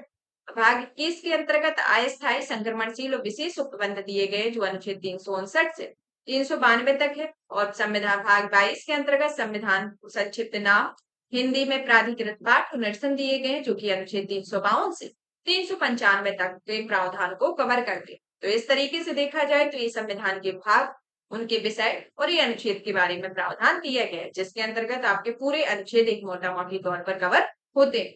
संविधान की अनुसूचियों के संदर्भ में आता है। संविधान की अनुसूचियां आपकी टोटल 12 है। तो इन अनुसूचियों के बारे में जान लेते हैं। तो पहली अनुसूची जो है वह भारतीय संविधान के घटक एवं संघ राज्य क्षेत्रों का उल्लेख दिया गया है। तो भारतीय संविधान के घटक एवं संघ राज्य क्षेत्रों का उल्लेख किसमें दिया गया है? प्रथम अनुसूची में। तृतीय अनुसूची के अंतर्गत विभिन्न पदाधिकारियों को प्राप्त वेतन भत्ता पेंशन प्राप्त होता है। तृतीय अनुसूची में विभिन्न पदाधिकारियों द्वारा पद ग्रहण के दौरान ली जाने वाली शपथ है। चौथी अनुसूची के अंतर्गत विभिन्न राज्यों एवं संघीय क्षेत्रों में राज्यसभा की प्रतिनिधित्व का विवरण है।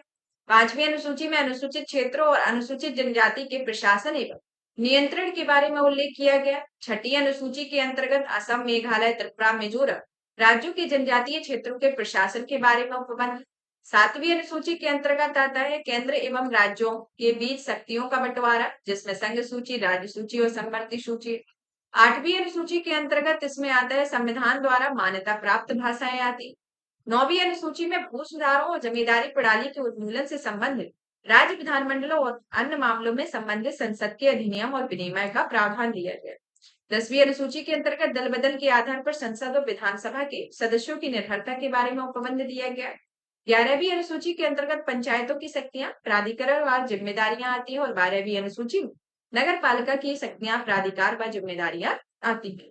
तो इस तरीके से देखा जाए तो यह भारतीय संविधान की अनुसूचियां और इनसे संबंधित प्रमुख विषय है जिनसे रिलेटेड आपके एग्जाम में क्वेश्चन तो आता ही है। या प्रमुख अनुसूचियों को मिलान के दे दिया जाता है कि सुमेलित है, कौन सी अनुसूची किससे संबंधित है, तो इसके अंतर्गत प्रमुख अनुसूचियां हैं। तो प्रथम अनुसूची में कौन सी आएंगी? संघ एवं राज्य क्षेत्रों का उल्लेख। द्वितीय अनुसूची में वेतन भत्ता पेंशन। तृतीय अनुसूची में विभिन्न पदाधिकारियों के पद ग्रहण के दौरान दी जाने वाली शपथ। चौथी अनुसूची में राज्यसभा का प्रतिनिधित्व। पांचवी अनुसूची में अनुसूचित क्षेत्रों अनुसूचित जनजाति के प्रशासन के नियंत्रण के बारे में उल्लेख। छठी में असम, मेघालय, त्रिपुरा, मिजोरम राज्यों के जनजातीय क्षेत्रों के प्रशासन के बारे में उल्लेख। सातवीं में सभी सूचियों के बारे में, जैसे संघ सूची, राज्य सूची, समवर्ती सूची। आठवीं अनुसूची में भाषाएं। नौवीं अनुसूची में भूमि सुधार। 10वीं अनुसूची में दल बदल और 11वीं अनुसूची में पंचायत। 12वीं में नगर पालिका। तो इस तरीके से एक एक पॉइंट के हिसाब से याद कर लेंगे कि इसमें जैसे कि पहले में आपका याद कर लिया कि संघ एवं राज्य है, द्वितीय में वेतन भत्ते, तृतीय में शपथ, चौथी में राज्यसभा में प्रतिनिधित्व, पांचवी में अनुसूचित क्षेत्रों अनुसूचित जनजाति क्षेत्रों का प्रशासन, छठी में असम, मेघालय, त्रिपुरा, मिजोरम के राज्यों के लिए प्रशासन, सातवीं में केंद्र एवं राज्य के बीच शक्तियों का विवरण, आठवीं में भाषाएं, नौवीं में भू सुधार, 10वीं में दल बदल, 11वीं में पंचायत और 12वीं में नगर पालिका। तो इस तरीके से आप याद करेंगे तो याद हो जाएगा। अब आता है भारतीय संविधान के विदेशी स्रोत के बारे में। भारतीय संविधान के विदेशी स्रोत के संदर्भ में बात की जाए तो इसमें स्रोत दिए गए और इसमें कौन से स्रोत से कौन सी विशेषताएं ली गई हैं जो भारतीय संविधान में है उनके बारे में। तो सबसे पहली आती है कि भारत शासन अधिनियम 1935 के बारे में। भारत शासन अधिनियम 1935 से आपका संघीय तंत्र लिया गया, राज्यपाल का कार्यालय लिया गया है, न्यायपालिका, लोक सेवा आयोग, आपातकालीन उपबंध व प्रशासनिक विवरण इसके अंतर्गत आता है। फिर आता है ब्रिटेन का संविधान। ब्रिटेन के संविधान से लिया गया है संसदीय शासन प्रणाली, विधिक शासन, विधायी प्रक्रिया, एकल नागरिकता, मंत्रिमंडल प्रणाली, परमाधिकार लेख, तो संसदीय विशेषाधिकार और द्विसदनवाद की जो अवधारणा है ब्रिटेन के संविधान से ली गई। संयुक्त राज्य अमेरिका के संविधान से मूल अधिकार, न्यायपालिका की स्वतंत्रता, न्यायिक पुनरावलोकन का सिद्धांत, उपराष्ट्रपति का पद, उच्चतम और उच्च न्यायालय के न्यायाधीशों को पद से हटाया जाना और राष्ट्रपति पर महाभियोग का प्रावधान संयुक्त राज्य अमेरिका के संविधान से लिया गया है।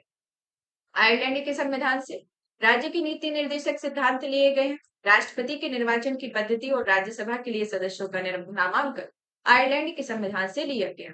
कनाडा के संविधान से एक सशक्त केंद्र के साथ संघीय व्यवस्था, अवशिष्ट संगतियों का केंद्र में निहित होना, केंद्र या राज्यों के बीच राज्यपालों की नियुक्ति और उच्चतम न्यायालय का परामर्शी न्याय निर्णय कनाडा के संविधान से लिया गया।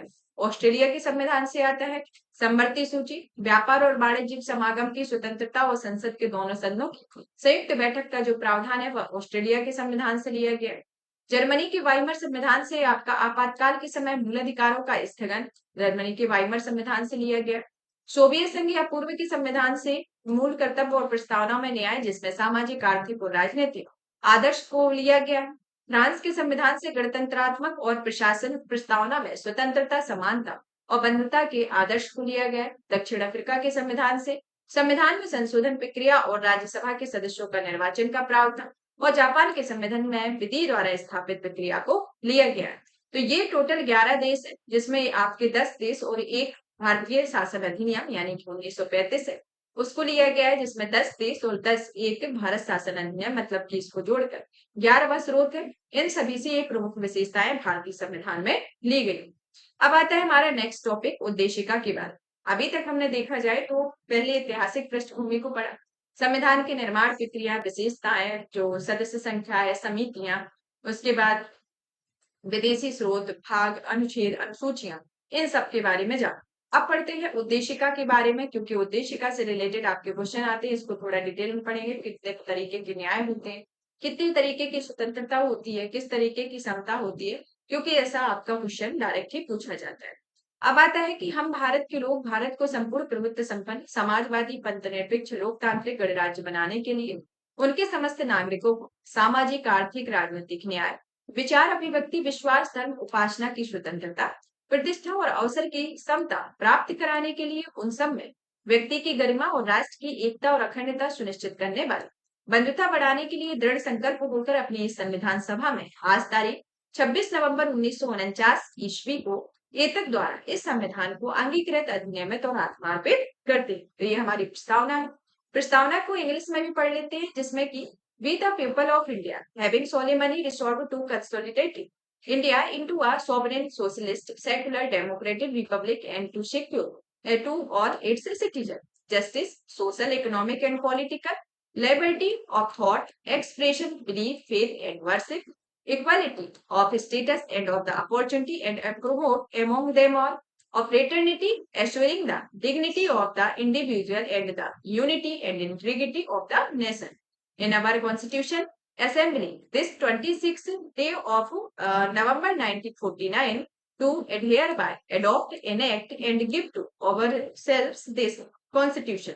तो इस तरीके से देखा जाए तो ये आपका हिंदी इंग्लिश दोनों में आपकी प्रस्तावना से रिलेट प्रस्तावना है। अब आता है कि प्रस्तावना से संबंधित प्रमुख परिचय के बारे में देखते हैं और इसके जो भी इंपोर्टेंट पॉइंट निकल कर आते हैं उनके बारे में। तो प्रस्तावना जो है वह संविधान की परिचय या भूमिका होती है। हमने अभी प्रस्तावना को पढ़ा तो उसमें समझ में आया कि इस प्रस्तावना में क्या क्या दिया गया है। तो एक परिचय हमें उसके बारे में संविधान के बारे में जानने को मिला, जिसमें उसके आदर्शों, लक्षणों, संविधान से निर्मित मूलभूत प्रावधानों और संविधान निर्माण की तिथि का उल्लेख देखने को मिलता है। इसके इंपोर्टेंट पॉइंट में आता है यानी कि फैक्ट की प्रस्तावना को सर्वप्रथम किसके द्वारा इस उद्देश्य प्रस्ताव को लाया गया था, तो पंडित जवाहरलाल नेहरू के द्वारा 13 दिसंबर 1946 को लाया गया था और 22 जनवरी 1947 को संविधान सभा ने उद्देश्य प्रस्ताव को स्वीकार किया था। तो इस उद्देश्य प्रस्ताव कब आया था? 13 दिसंबर 1946 को आया था और 22 जनवरी 1947 इसे संविधान सभा के द्वारा स्वीकार कर लिया। प्रस्तावना के तत्व के बारे में देखा जाए तो इसमें आता है कि संविधान के अधिकार स्रोत के अंतर्गत भारत की प्रगति, संविधान के उद्देश्य, संविधान के लागू होने की तिथि। इस प्रस्तावना को इस तरीके से अलग अलग करके दिखाया गया है ताकि आपको समझ में आ जाए कि प्रस्तावना के अधिकार के स्रोत में देखा जाए तो प्रस्तावना कहती है कि संविधान भारत के लोगों को शक्ति अधिग्रहित करता है। तो प्रस्तावना में क्या कहती है कि संविधान जो है वह भारत के लोगों की शक्ति अधिग्रहित करता है। भारत की प्रगति के अंतर्गत आता है जैसे कि भारत एक संपूर्ण प्रभुत्व संपन्न है, समाजवादी, पंथ निरपेक्ष एवं लोकतांत्रिक और गणराज्य के राज व्यवस्था वाला देश है। संविधान के उद्देश्य में जिसमें न्याय, सामाजिक, आर्थिक, राजनीतिक स्वतंत्रता, विचार अभिव्यक्ति, विश्वास, धर्म उपासना की स्वतंत्रता, समता, प्रतिरूप एवं अवसर की एकता एवं अखंडता और व्यक्ति की गरिमा एवं बंधुता इसके अंतर्गत शामिल है और इसे 26 जनवरी 1949 को इस तिथि का उल्लेख किया गया है। अब एक एक करके इनको डिटेल में मुख्य शब्दों के बारे में समझे कि संपूर्ण प्रभुत्व संपन्न का अर्थ क्या होता है। तो संपूर्ण प्रभुत्व संपन्न एक तरीके से इस तरीके का शब्द है जिसमें ऐसे देश को संबोधित करता है जो आंतरिक एवं बाहरी मामलों में स्वतंत्र निर्णय लेने की शक्ति रखता हो। जैसे कि भारत है, अगर वो कोई कार्य करना चाहता है तो वो अपने कार्य को करने के लिए या किसी मामले में एक स्वतंत्र निर्णय लेने की शक्ति रखता है, तो उसे संपूर्ण प्रभुत्व संपन्न कहेंगे। फिर आता है समाजवादी। समाजवादी के संदर्भ में बात की जाए तो समाजवाद जो देखा जाए तो एक तरीके से लोकतांत्रिक अवधारणा है, ना कि एक तरीके से साम्यवाद जिसे राज्याश्रित समाजवाद भी कहा जाता है। जैसे कि उत्पादन और वितरण के जो सभी साधन है उनको निजी संपत्ति का उन्मूलन करना और लोकतांत्रिक समाजवाद के जैसे उद्देश्य आते हैं गरीबी, उपेक्षा, बीमारी व अवसर की असमानता को समाप्त करना। और यह लोकतांत्रिक समाजवाद जो है वह मिश्रित अर्थव्यवस्था पर आधारित है जिसमें सार्वजनिक क्षेत्र और निजी क्षेत्र का एक समामेलन देखने को मिलता है। और आपको बता दें कि प्रस्तावना में जो 42वीं संविधान संशोधन अधिनियम 1976 के अंतर्गत समाजवादी शब्द को जोड़ा गया है। अब आता है धर्मनिरपेक्ष या पंथ निरपेक्ष के बारे। इस शब्द को भी भारतीय संविधान में 42वीं संविधान संशोधन 1976 के अंतर्गत जोड़ा गया है जिसमें धर्मनिरपेक्षता का आशय सभी धर्म समान है और सरकार का समान समर्थन प्राप्त है। तो ये धर्मनिरपेक्षता के संदर्भ में प्रमुख इसका आशय लोकतांत्रिक के संदर्भ में आता है कि लोकतांत्रिक व्यवस्था प्रचलित संप्रभुता पर आधारित होती है जिसमें सर्वोच्च शक्ति जो है वह जनता के हाथ में होती है। एक प्रत्यक्ष लोकतंत्र होता है, एक अप्रत्यक्ष लोकतंत्र होता है। प्रत्यक्ष लोकतंत्र के अंतर्गत शक्ति का इस्तेमाल प्रत्यक्ष रूप से लोग करते हैं और जैसे कि स्विट्जरलैंड में ये व्यवस्था है। और अप्रत्यक्ष लोकतंत्र एक तरीके से इस तरीके का लोकतंत्र होता है जिसमें सर्वोच्च प्रतिनिधि के तौर पर लोगों द्वारा चुने गए प्रतिनिधि होते हैं और इसे सरकार चलाते हुए कानून का निर्माण करते हैं और इस लोकतंत्र को प्रतिनिधि लोकतंत्र कहा जाता है। जैसे कि संसदीय सरकार के द्वारा जो लोकतंत्र बनता है और राष्ट्रपति के अधीन जो लोकतंत्र होता है वह अप्रत्यक्ष लोकतंत्र का एक उदाहरण होता है। अब आता है गणराज्य के बारे में। तो गणराज्य जो है वह भारतीय संविधान की प्रस्तावना में गणतंत्र का अर्थ यह होता है कि भारत का प्रमुख, यानी कि भारत का प्रमुख कौन है? राष्ट्रपति है। तो राष्ट्रपति जो है वो चुनाव के जरिए सत्ता में आते हैं और उनका 5 वर्ष के लिए वह अप्रत्यक्ष रूप से चुने जाते हैं। जैसे कि गणराज्य का अर्थ एक तरीके से देखा जाए तो इसे जनता प्रत्यक्ष या अप्रत्यक्ष रूप से निर्वाचित करती है। तो जैसे जनता के द्वारा प्रत्यक्ष या अप्रत्यक्ष रूप से निर्वाचित किया जाता है, तो वो गणराज्य का सही मायने में अर्थ होता है। न्याय के बारे में बात की जाए तो न्याय 3 तरीके के हैं, जैसे कि सामाजिक, आर्थिक, राजनीतिक। सामाजिक न्याय के अंतर्गत वैसे व्यक्ति के लिए न्याय को संबोधित करता है जो कि हर व्यक्ति के साथ जाति, धर्म, लिंग के आधार पर बिना भेदभाव किए कोई समान व्यवहार का हो। तो सामाजिक न्याय क्या है? ऐसा न्याय जहां पर कोई भी किसी भी जाति का हो, किसी भी रंग का हो, किसी भी धर्म का हो, किसी भी लिंग का हो, उस पर बिना भेदभाव के एक सामाजिक न्याय यानी कि समान व्यवहार करना सामाजिक न्याय को संबोधित करता है। आर्थिक न्याय मतलब कि आर्थिक कारणों के कारण किसी व्यक्ति से भेदभाव नहीं किया जाएगा। राजनीतिक कार्य के मतलब कि न्याय के अंतर्गत इसमें हर व्यक्ति को समान राजनीतिक अधिकार प्राप्त होते हैं, चाहे वह राजनीतिक दफ्तर की हो, चाहे वह बात अपनी सरकार तक पहुंचाने का अधिकार हो। तो इस तरीके से भारतीय संविधान की प्रस्तावना में सामाजिक, आर्थिक न्याय, राजनीतिक न्याय को संबोधित करता है, जो कि इसके सही प्रोनाउंसिएशन को ये बताता है। अब आता है कि स्वतंत्रता के बारे में। स्वतंत्रता इसमें 5 तरीके की दी गई है कि लोगों की गतिविधियों पर किसी भी प्रकार की रोक टोक की अनुपस्थिति तथा साथ ही व्यक्ति के विकास के अवसर प्रदान करती है, जैसे कि विचार, अभिव्यक्ति, विश्वास, धर्म, उपासना की स्वतंत्रता का हो। समता के बारे में कि समता के किसी भी वर्ग के जरिए विशेष अधिकार की अनुपस्थिति और बिना किसी भेदभाव के हर व्यक्ति को समान अवसर प्रदान करने का उपमत, जैसे कि प्रतिष्ठा और अवसर की समता का होना।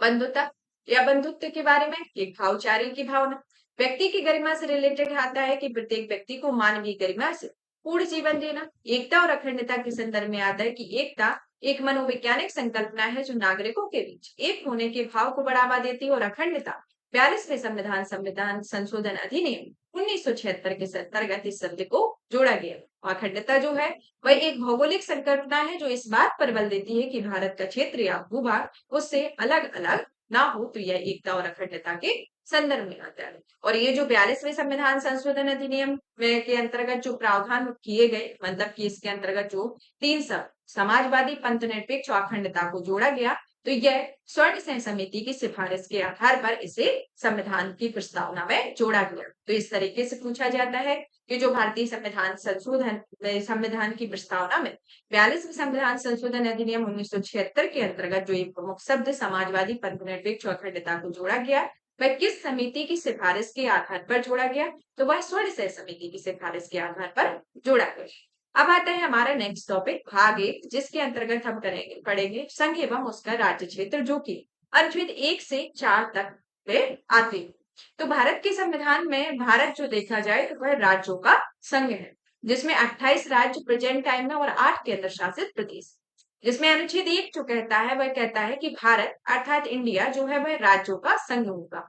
अनुच्छेद 1 में क्या प्रावधान किया गया है? आपके अनुच्छेद से रिलेटेड भी क्वेश्चन आते हैं कि अनुच्छेद 1 में कौन कौन से प्रावधान, ये 3 आपके जो प्रावधान है इनको दे देगा, तो उसमें बताएगा कि अनुच्छेद 1 में है, कि अनुच्छेद 2 में है, कि अनुच्छेद 3 में है। तो अनुच्छेद 1 के अंतर्गत प्रावधान दिए गए हैं कि भारत अर्थात इंडिया राज्यों का संघ होगा।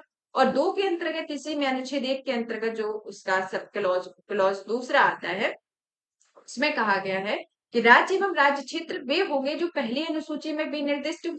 और तीसरा आता है कि भारत के राज्य क्षेत्र में अर्जित किए गए अन्य राज्य क्षेत्र समाविष्ट होंगे या संघ राज्य क्षेत्र के शासन के लिए विनिमय राष्ट्रपति बनाते हैं तथा नियुक्त प्रशासक के माध्यम से संघ राज्य क्षेत्रों का शासन चलाते हैं।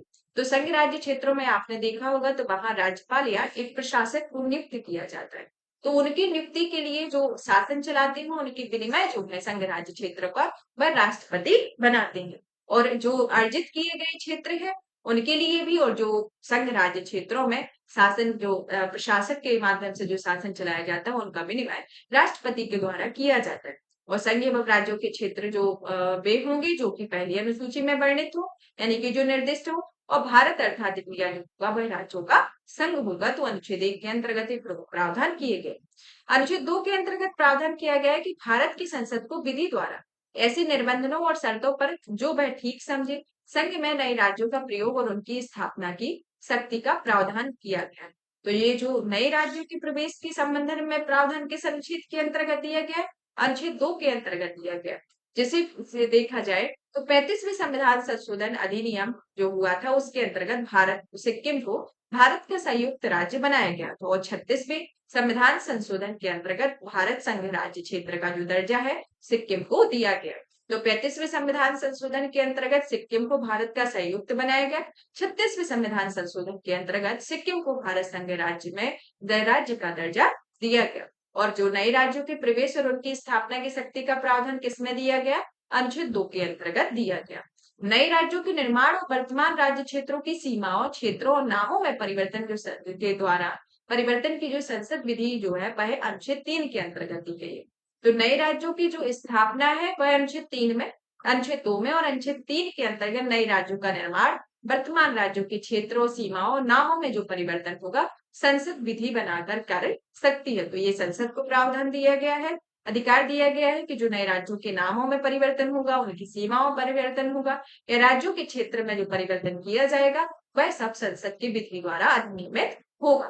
तो ये अनुच्छेद 1, 2 और 3 के अंतर्गत एक प्रमुख प्रावधान दिए गए जो भारतीय संविधान के अनुच्छेद 1 से 4 तक में संघ एवं राज्य क्षेत्रों के अंतर्गत आते हैं।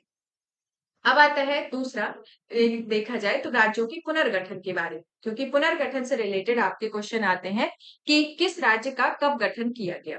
तो राज्यों के पुनर्गठन को पढ़ने के पहले इसकी ऐतिहासिक पृष्ठभूमि को जान लेते हैं कि राज्यों के पुनर्गठन की जो प्रक्रिया है उसका शुभारंभ किस तरीके से हुआ। तो भाषा के आधार पर राज्यों का जो पुनर्गठन उचित है या नहीं इसकी जांच के लिए संविधान सभा के अध्यक्ष राजेंद्र प्रसाद ने इलाहाबाद उच्च न्यायालय के अवकाश प्राप्त न्यायाधीश एस के धर की अध्यक्षता में एक 4 सदस्यीय आयोग की नियुक्ति की थी। तो एस के धर की अध्यक्षता में, जो कि इलाहाबाद उच्च न्यायालय के अवकाश प्राप्त न्यायाधीश थे, उनकी अध्यक्षता में एक 4 सदस्यीय आयोग की स्थापना की गई, जिसमें भाषा के आधार पर राज्यों के पुनर्गठन का विरोध किया और प्रशासनिक सुविधा के आधार पर राज्यों के पुनर्गठन का समर्थन किया गया।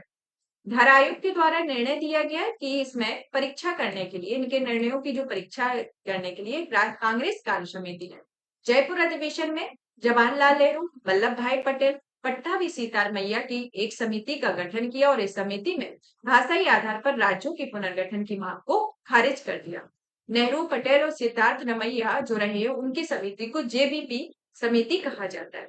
तो जेबीपी समिति से रिलेटेड आपका क्वेश्चन आता है कि जेबीपी समिति में कौन कौन सदस्य थे, तो जिसमें आते हैं आपके नेहरू, पटेल और सिद्धारमैया। तो इस समिति के प्रमुख अध्यक्ष थे, जिसमें मतलब कि समिति के प्रमुख सदस्य थे, जिसमें मद्रास राज्य के तेलुगु भाषियों ने पोटी श्री रामल्लु के नेतृत्व में इस आंदोलन को प्रारंभ किया था। जब ये मद्रास इस समिति की रिपोर्ट के बाद मद्रास राज्य में तेलुगु भाषियों ने पोटी श्री रामल्लु के नेतृत्व में उस टाइम पे ये आंदोलन का प्रारंभ किया था। और उसी टाइम पे 58 दिन तक के उनके आमरण अनशन में 15 दिसंबर 1952 को उनकी मृत्यु हो गई और इनकी मृत्यु के बाद ही पंडित जवाहरलाल नेहरू ने, जब उस टाइम पे प्रधानमंत्री थे, उन्हें तेलुगु भाषियों के लिए एक पृथक आंध्र प्रदेश के गठन की घोषणा कर दी और 1 अक्टूबर 1953 को आंध्र प्रदेश राज्य का गठन किया गया। और यह जो राज्य था वह स्वतंत्र भारत में भाषा के आधार पर गठित होने वाला पहला राज्य था और आंध्र प्रदेश की राजधानी उस टाइम पर कर्नूल थी। राज्य पुनर्गठन आयोग के जो अध्यक्ष बनाए गए वह फजल अली थी और इनके सदस्य पंडित हृदयनाथ कुंजरू और सरदार के एम पडिक्कर को बनाया गया। राज्य पुनर्गठन आयोग अधिनियम जो था वह 1956 ईस्वी में पास किया गया, जिसमें 14 राज्य और 6 केंद्र शासित प्रदेशों को का गठन किया गया। तो ये 14 राज्य और 6 केंद्र शासित प्रदेशों का गठन किया गया, जिसके अंतर्गत इन प्रमुख राज्यों के बारे में जान लेते हैं कि इनमें किस राज्य का, जैसे कि पहला जो राज्य था आंध्र प्रदेश, उसका तो गठन कर दिया गया, लेकिन उसके बाद भी प्रमुख जो राज्य रहे उनके गठन के बारे में देखें तो इसमें पहले नंबर पर आता है आंध्र प्रदेश, जिसका गठन 1 नवंबर आंध्र प्रदेश जिसका गठन जो हुआ था वह 1 अक्टूबर 1953 में हुआ था। फिर आता है महाराष्ट्र। महाराष्ट्र का गठन 1 मई 1960 को हुआ। फिर इसके बाद आता है गुजरात, जिसका गठन 1 मई 1960 को हुआ। तो 1 अक्टूबर 1953 को आंध्र प्रदेश का हो गया, लेकिन महाराष्ट्र और गुजरात का एक ही डेट पर हुआ, 1 मई 1960 को। 1 दिसंबर 1963 को नागालैंड का गठन हुआ। हरियाणा का 1 नवंबर 1966 को, हिमाचल प्रदेश का 25 जनवरी 1971 को, मेघालय का 21 जनवरी 1972 को, मणिपुर का 21 जनवरी 1972 को और त्रिपुरा का 21 जनवरी 1972 को। तो ये 3 राज्य रहे जिनका गठन 21 जनवरी 1972 को किया गया। सिक्किम का जो गठन था वह 26 अप्रैल 1975 को किया गया और मिजोरम का गठन 26 फरवरी 1987 को। अरुणाचल प्रदेश का गठन भी 20 फरवरी 1987 को किया गया। गोवा का गठन जो कि 25वें राज्य के तौर पर 30 मई 1987 को हुआ। छत्तीसगढ़ का गठन 26वें राज्य के रूप में 1 नवंबर 2000 को हुआ। झारखंड का गठन 27वें राज्य के रूप में 1 नवंबर 2000 को किया गया और उत्तराखंड का 27वें राज्य के रूप में, झारखंड का 28वें राज्य के रूप में 15 नवंबर 2000, तेलंगाना का 2 जून 2014 को हुआ। तो इस तरीके से इन राज्यों का गठन किया गया, जो कि नए राज्यों का गठन किया गया। लेटेस्ट वाले जो नए राज्यों का गठन है, जब आपकी करंट अफेयर की सीरीज होगी तो उसके अंतर्गत आपके जो लेटेस्ट राज्य हैं उनको कवर करा दिया जाएगा। तो इसके अंतर्गत आता है कि इसमें नवंबर 1954 में फ्रांस की सरकार के द्वारा अपनी सभी सबस्तियां जो पांडिचेरी, यमन, चंद्रनगर, कोरिकल को भारत को सौंप दी और 28 मई 1956 को इस संबंध में संधि पर हस्ताक्षर हो गए और इसके साथ मिलकर पांडिचेरी राज्य क्षेत्र का गठन किया गया। और भारत सरकार ने 18 दिसंबर 1961 को गोवा, दमन और दीव की मुक्ति के लिए पुर्तगालियों के विरुद्ध कार्रवाई की और उन पर पूर्ण अधिकार कर दिया गया और 12वीं संविधान सभा द्वारा गोवा, दमन, दीव को एक प्रथम प्रविष्टि शामिल करके भारत का अभिन्न अंग बना लिया। वर्तमान में 28 राज्य और 8 केंद्र शासित प्रदेश। अब क्षेत्रीय परिषदों के बारे में देखा जाए तो भारत में 5 क्षेत्रीय परिषद है जिनका गठन जो है वह राष्ट्रपति करते हैं और जिसमें केंद्रीय गृह मंत्री और राष्ट्रपति द्वारा मनोनीत केंद्रीय मंत्री क्षेत्रीय परिषद के अध्यक्ष होते हैं और संबंधित राज्य के मुख्यमंत्री जो है वह उपाध्यक्ष होते हैं जो प्रतिवर्ष बदलते रहते हैं और यह केंद्र राज्य संबंधों को सुधारने के लिए एक महत्वपूर्ण भूमिका के तौर पर कार्य करता है। क्षेत्रीय परिषद का जो गठन था 1956 में राज्य पुनर्गठन अधिनियम के तहत ही इसे स्थापित किया गया था, जो कि एक सांविधिक निकाय था, ना कि संवैधानिक निकाय। अब कुछ क्षेत्रीय परिषद है, जो 5 क्षेत्रीय परिषद है, उनके मुख्यालय जो है, जिसमें उत्तर क्षेत्रीय परिषद का जो मुख्यालय है वह नई दिल्ली, मध्यवर्ती क्षेत्रीय परिषद का मुख्यालय इलाहाबाद, पूर्वी क्षेत्रीय परिषद का मुख्यालय कोलकाता, पश्चिमी क्षेत्रीय परिषद का मुख्यालय मुंबई और दक्षिणी क्षेत्रीय परिषद का मुख्यालय चेन्नई। तो उत्तरी क्षेत्रीय परिषद के अंतर्गत पंजाब, हरियाणा, हिमाचल प्रदेश, राजस्थान, जम्मू कश्मीर, लद्दाख, चंडीगढ़ और दिल्ली आते हैं, जिसमें नई दिल्ली मुख्यालय बनाया गया। मध्य क्षेत्रीय परिषद में उत्तर प्रदेश, मध्य प्रदेश, उत्तराखंड और छत्तीसगढ़ आते हैं, जिसका मुख्यालय इलाहाबाद।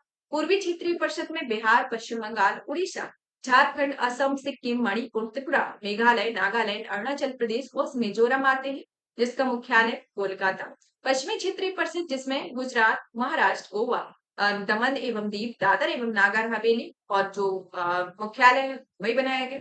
दक्षिणी क्षेत्रीय परिषद जिसमें आंध्र प्रदेश, तेलंगाना, केरल, कर्नाटक, तमिलनाडु और पुदुचेरी जिसका मुख्यालय चेन्नई को बनाया गया। पूर्वोत्तर परिषद के बारे में जिसका गठन जो था इस अधिनियम के अंतर्गत पूर्वोत्तर परिषद अधिनियम 1971 द्वारा किया गया और 8 अगस्त 1972 में अस्तित्व में आया, जिसमें सदस्यों में असम, मणिपुर, मिजोरम, अरुणाचल प्रदेश, नागालैंड, मेघालय, त्रिपुरा, सिक्किम सम्मिलित है और 1994 में सिक्किम पूर्वोत्तर परिषद का 8वां सदस्य बनाया गया, जिसके कार्य कुछ अतिरिक्त कार्यों सहित वही है जो क्षेत्रीय परिषदों के होते हैं। तो इस तरीके से ये 5 प्रमुख क्षेत्रीय परिषद आती है। अब आता है हमारा नेक्स्ट टॉपिक भारतीय नागरिकता के बारे में, जो कि भारतीय संविधान के भाग 2 में अनुच्छेद 5 से 11 तक कवर करता है। तो भारतीय संविधान में जो नागरिकता देखी जाए तो भारत में एकल नागरिकता का प्रावधान और भारतीय नागरिकता अधिनियम 1955 के अंतर्गत इसमें कुछ प्रावधान दिए गए हैं कि भारत में नागरिकता का स्तर क्या है। तो इसमें सबसे पहले तो आता है कि जन्म से नागरिकता के संदर्भ में देखे जाए, जो कि भारतीय नागरिकता अधिनियम 1955 के अंतर्गत कहा गया है कि 26 जनवरी 1950 तक जो भी व्यक्ति यानी कि प्रत्येक व्यक्ति जिसका जन्म 26 जनवरी 1950 तक हुआ है वह संविधान लागू होने पर हुआ है। दूसरा आता है वंश परंपरा या नागरिकता के आधार पर कि यह भारत के बाहर अन्य देश में जो कि 26 जनवरी 1950 में जन्म लेने वाला व्यक्ति भारत का नागरिक माना जाएगा। देशीकरण द्वारा मान्यता के संदर्भ में बात की जाए तो देशीकरण का प्रमाण पत्र प्राप्त कर पंजीकरण द्वारा नागरिकता के प्राप्त करने का हो जाए तो इसमें 5 तरीके की नागरिकता के बारे में है। जिसमें वंश जाति के आधार पर, भूमि विस्तार के बारे में, जिसमें नए भूभाग पर भारत में शामिल किया गया। इस तरीके से देखा जाए तो इसे भारतीय नागरिक अधिनियम 1955 के अंतर्गत एक प्रमुख प्रावधान है, जिसके अंतर्गत नागरिकता का प्रावधान किया गया। अब आता है कि नागरिकता की समाप्ति किन किन आधारों पर होती है। जैसे कि स्वैच्छिक त्याग के द्वारा नागरिकता, भारत की नागरिकता समाप्त हो जाती है, बर्खास्तगी के द्वारा और वंचित करने के द्वारा। तो स्वैच्छिक त्याग के द्वारा देखा जाए तो इसमें आता है कि यह भारतीय नागरिक ये जो पूर्ण आयु या क्षमता का हो, ऐसी घोषणा के उपरांत वह भारत का नागरिक नहीं रहेगा और अपनी नागरिकता त्याग सकेगा। तो ये स्वैच्छिक त्याग के द्वारा होगा। बर्खास्तगी के द्वारा देखा जाए तो यदि कोई भारतीय नागरिक स्वेच्छा से किसी अन्य देश की नागरिकता को ग्रहण कर लेता है तो उसे भारतीय नागरिकता स्वयं बर्खास्त हो जाएगी और यह व्यवस्था जो है वह तब तक लागू नहीं होगी जब तक कि भारत युद्ध में व्यस्त हो। तो यह बर्खास्तगी के दौरान नागरिकता के त्याग से रिलेटेड हो। वंचित करने के दौरान देखा जाए तो इसके बर्खास्तगी के पीछे कुछ रीजन है, जैसे कि पहला, नागरिकता फर्जी तरीके से प्राप्त की गई हो। दूसरा कि यदि नागरिक ने संविधान के प्रति अनादर जताया हो। तीसरा, यदि नागरिक ने युद्ध के दौरान शत्रु के साथ गैर कानूनी रूप से संबंध स्थापित किया हो। और चौथा कि पंजीकरण या प्राकृतिक नागरिकता के 5 वर्षों के दौरान नागरिकता को किसी देश के 2 वर्षों के की कैद हुई हो। और पांचवा कि भारत सामान्य रूप से भारत के बाहर 7 वर्षों से रह रहा हो। तो ये प्रमुख प्रावधान है जिसके अंतर्गत भारत की नागरिकता की समाप्ति हो, जिसमें स्वैच्छिक त्याग, बर्खास्तगी और वंचित करने के दौरान ये प्रमुख प्रावधान दिए गए। अब आता है हमारा नेक्स्ट टॉपिक, मौलिक अधिकार से रिलेटेड, जो भारतीय संविधान में भाग 3 के अंतर्गत अनुच्छेद 12 से 35 तक में मौलिक अधिकारों का उल्लेख किया गया, जिसके अंतर्गत देखा जाए तो मूल रूप से 7 मूल अधिकार है, जिसमें पहला तो आता है समता का अधिकार, जो कि अनुच्छेद 14 से 18 तक है। स्वतंत्रता का अधिकार जो आता है अनुच्छेद 19 से 22 तक। फिर आता है शोषण के विरुद्ध अधिकार, जो कि अनुच्छेद 23 और 24 में। धर्म की स्वतंत्रता का अधिकार अनुच्छेद 25 से 28 में। संस्कृति एवं शिक्षा का अधिकार अनुच्छेद 29 से 30 में। और संपत्ति का अधिकार अनुच्छेद 31 तक था पहले, बट अब प्रेजेंट में देखा जाए तो इसे 44वें संविधान संशोधन अधिनियम 1978 के द्वारा इस सूची से हटा दिया गया और इसे संविधान के भाग 12 के अंतर्गत 300 का के तहत कानूनी अधिकार के तौर पर इसे अधिकार दिया गया। और फिलहाल देखा जाए तो भारतीय संविधान में 6 मूल अधिकार है, जिसमें आपका छठा मूल अधिकार संवैधानिक उपचारों का अधिकार, जो कि आर्टिकल 32 के अंतर्गत आता है। तो समता का अधिकार अनुच्छेद 14 से 18, स्वतंत्रता का अधिकार 19 से 22 और शोषण के विरुद्ध अधिकार 23-24, धर्म की स्वतंत्रता का अधिकार 25 से 28, संस्कृति एवं शिक्षा संबंधी अधिकार 29 और 30 और सांविधिक उपचारों का अधिकार आर्टिकल 32 के अंतर्गत आता है। तो ये भारतीय संविधान में प्रेजेंट में 6 मूल अधिकार आते हैं। चलिए तो एक एक करके प्रत्येक मूल अधिकार के बारे में जानते हैं, जिसमें सबसे पहले आता है हमारा अनुच्छेद 12। अनुच्छेद 12 के संदर्भ में एक राज्य की परिभाषा दी गई। तो राज्य की परिभाषा के संदर्भ में राज्य शब्द का जो प्रयोग किया गया है वह निम्नलिखित प्रावधानों में राज्य शब्द की परिभाषा को इंगित करता है। जैसे कि पहला कि कार्यकारी या विधायी अंगों को संघीय सरकार में क्रियान्वित करने वाले सरकार और भारत की संसद। तो राज्य शब्द पहले शब्द में किस तरीके से वर्णित करता है कि जो कार्यकारी या विधायी अंगों की संघीय सरकार को क्रियान्वित करने के लिए वो भारत की सरकार है और भारत की संसद है, उसके बारे में है। दूसरा ये कि राज्य सरकारों के विधायी अंगों को प्रभावी करने वाली सरकार और राज्य विधानमंडल। तीसरा, सभी स्थानीय निकाय अर्थात वैधानिक या गैर संवैधानिक प्राधिकरण जैसे कि LIC, ONGC और सेल आदि इत्यादि इसके अंतर्गत राज्य की परिभाषा को संबोधित करते हैं। तो इस तरीके के प्रावधान है जो राज्य की शब्द की परिभाषा के लिए प्रयोग किए गए। अब आते हैं अनुच्छेद 13 के अंतर्गत। अनुच्छेद 13 के अंतर्गत देखा जाए तो अनुच्छेद 13 में मूल अधिकारों से असंगत और उनको अल्पीकरण करने की विधियां जो होंगी वह शून्य होगी। अब विधियां कौन कौन सी विधियां जो होगी वह शून्य होगी, तो जिसके अंतर्गत आपकी स्थायी विधियां आती हैं, अस्थायी विधियां, प्रत्यायोजित विधान और विधि के गैर विधायी स्रोत। तो स्थायी विधियों के अंतर्गत आती है जैसे कि संसद या राज्य विधानमंडल द्वारा जो पारित विधायी होगा वो स्थायी विधियों के अंतर्गत आती है। जैसे कि अस्थायी विधियां वो है कि जब राष्ट्रपति और राज्यपाल के द्वारा जो अध्यादेश जारी किए जाते हैं वो अस्थायी विधियों के अंतर्गत आएगा। फिर आती है प्रत्यायोजित विधान या कार्यपालिका विधान, जिसकी प्रकृति में वह देखा जाए संवैधानिक साधन है, जैसे कि अध्यादेश, आदेश, उप विधि, नियम, विनिमय और अधिसूचना आते हैं। और विधि के गैर विधायी स्रोत के अंतर्गत आते हैं कि विधि का बल रखने वाली रूढ़ी या प्रथा। तो इस तरीके की ये विधियां जो है उनको अल्पीकरण करने की जो विधियां होंगी वह शून्य होंगी, जो अनुच्छेद 13 के अंतर्गत दिया गया है, जिसके अंतर्गत स्थायी विधियों में संसद या राज्य विधानमंडल द्वारा पारित विधियां, अस्थायी विधियों में राष्ट्रपति या राज्यपाल द्वारा जारी अध्यादेश, प्रत्यायोजित विधान में की प्रकृति के अंतर्गत अध्यादेश, आदेश, उपविधि, नियम, विनिमय, अधिसूचना और विधि के गैर विधायी स्रोत के अंतर्गत विधि का बल रखने वाली रूढ़ि या प्रथा होती है। तो इस तरीके से देखा जाए तो यह मूल अधिकारों के असंगत और अल्पीकरण करने वाली विधियां शून्य होंगी, जिसके अंतर्गत इन विधियों का प्रावधान किया गया है अनुच्छेद 13 के अंतर्गत। अब आते हैं समानता का अधिकार, जो कि अनुच्छेद 14 से 18 तक में आता है, जिसमें अनुच्छेद 14 जो है वह कहता है कि राज्य भारत के राज्य क्षेत्र में व्यक्ति की विधि की समक्ष समता और विधियों के समान संरक्षण से वंचित नहीं होगा।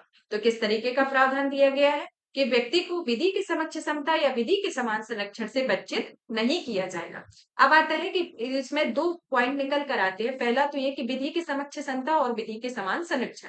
आपका क्वेश्चन पूछा जाता है कि जैसे कि विधि की समक्ष समता जो है वह किस मूल का है, कि ब्रिटिश मूल का है या अमेरिकी मूल का है, या फिर विधि के समान संरक्षण अमेरिकी मूल का है, ब्रिटिश मूल का है या फ्रांस का है, मतलब कि अन्य देशों के नाम दे दिया जाएगा। तो इनके डिफ्रेंसिएशन को जानना आवश्यक हो जाता है, और आपके एग्जाम में जो क्वेश्चन बनते हैं वो डायरेक्ट ना बन के आपके जो डिफ्रेंसिएशन है, जो विधि के समक्ष समता और विधि के समान संरक्षण है, उनसे आपके क्वेश्चन बनते हैं। तो विधि के समक्ष समता के अंतर्गत आता है कि विधि के समक्ष समता जो है वह ब्रिटिश मूल का है। तो ये किस मूल का है? ब्रिटिश मूल का है। और इसमें किसी व्यक्ति के पक्ष में विशिष्ट विशेषाधिकारों की अनुपस्थिति होती है, मतलब कि इसमें किसी भी व्यक्ति का जो विशेष अधिकार है उनकी अनुपस्थिति होती है। इसमें साधारण विधि विधि को न्यायालय के तहत सभी न्यायालयों के लिए एक समान व्यवहार होगा, और जो कि एक नकारात्मक अवधारणा को संबोधित करता है। तो विधि के समक्ष समानता क्या है? यह एक ब्रिटिश मूल की है, इसमें किसी विशिष्ट विशेषाधिकारों की अनुपस्थिति होती है, यह एक नकारात्मक अवधारणा है। इसमें साधारण विधि या साधारण विधि के न्यायालय के सभी व्यक्तियों को समान व्यवहार शामिल होते हैं। संविधि के समान संरक्षण के अंतर्गत आता है, जैसे कि अमेरिका। अमेरिका के अंतर्गत देखा जाए तो इसमें विधियों द्वारा प्रदत्त विशेषाधिकारों और अध्यारोपित दायित्व दोनों में समान परिस्थितियों के अंतर्गत व्यवहार समता का प्रावधान दिया है। यह सभी व्यक्तियों के लिए एक समान नियम को निर्धारित करता है, जो कि एक सकारात्मक अवधारणा को संबोधित करता है। तो ये जो विधि के समान संरक्षण है वह सकारात्मक अवधारणा को संबोधित करता है, और विधि के समक्ष समता जो है वह नकारात्मक अवधारणा को संबोधित करता है। विधि के समक्ष समता ब्रिटिश मूल की और विधि के समान संरक्षण अमेरिकी मूल का। इसके अंतर्गत कुछ अपवाद दिए गए हैं, तो अपवादों के बारे में भी बात कर लेते हैं, क्योंकि इसमें दोनों का प्रावधान अलग अलग है। अलग अलग प्रावधान का एक सुमेलित रूप आपका अनुच्छेद 14 है, तो इसमें कुछ अपवाद भी है। तो अपवाद के स्वरूप के तौर पर देखा जाए तो इसमें विधि के समक्ष समता का नियम जो है वह पूर्ण नहीं है, तथा इसके लिए कई संवैधानिक निषेध और अन्य प्रावधान हैं, जैसे कि पहला, राष्ट्रपति या राज्यपाल अपने कार्यकाल में किए गए निर्णय के लिए देश के किसी भी न्यायालय में जवाबदेह नहीं होंगे। मतलब कि राष्ट्रपति या राज्यपाल जो भी कार्य करते हैं उनके लिए वह देश में किसी भी न्यायालय के लिए कोई जवाबदेहिता नहीं रखते हैं, कि उन्होंने इस चीज का निर्णय लिया तो वो जवाबदेही नहीं होगी। दंडिक कार्यवाही जो प्रारंभ या चालू नहीं होगी। पदावधि के दौरान गिरफ्तारी या कारावास की जो न्यायालय में कोई क्रिया प्रारंभ नहीं होगी। ये राष्ट्रपति या राज्यपाल के संदर्भ में बात की जा रही है। अब आते हैं कि संसद और राज्य विधानमंडल के संदर्भ में, जैसे कि संसद के संदर्भ में आता है आपका अनुच्छेद 105, जिसके अंतर्गत प्रावधान है कि संसद या उसकी किसी समिति में संसद के किसी सदस्य द्वारा कही गई किसी बात या दिए गए किसी मत के संबंध में उसके विरुद्ध किसी न्यायालय में कोई कार्यवाही नहीं की जाएगी। जैसे कि संसद में कार्यवाही होती है, संसद में सभा चलती है, उसके दौरान अगर कोई किसी बात को कह देता है या किसी मत के संबंध में कोई मतभेद होता है, तो इस स्थिति में देखा जाए तो उस पर कोई कार्यवाही नहीं की जाएगी। इसी तरीके से राज्यों में भी अनुच्छेद 194 के अंतर्गत प्रावधान दिया गया है, जिसमें कहा गया है कि किसी समिति में विधानमंडल के किसी सदस्य द्वारा कही गई बात उसके विरुद्ध न्यायालय में कोई कार्यवाही नहीं की जाएगी। तो ये संसद और राज्य विधानमंडल के संदर्भ में ये प्रावधान है, जो कि अनुच्छेद 105 के अंतर्गत संसद में दिया गया और 194 के अंतर्गत राज्य के विधानमंडल में ये प्रावधान दिए गए।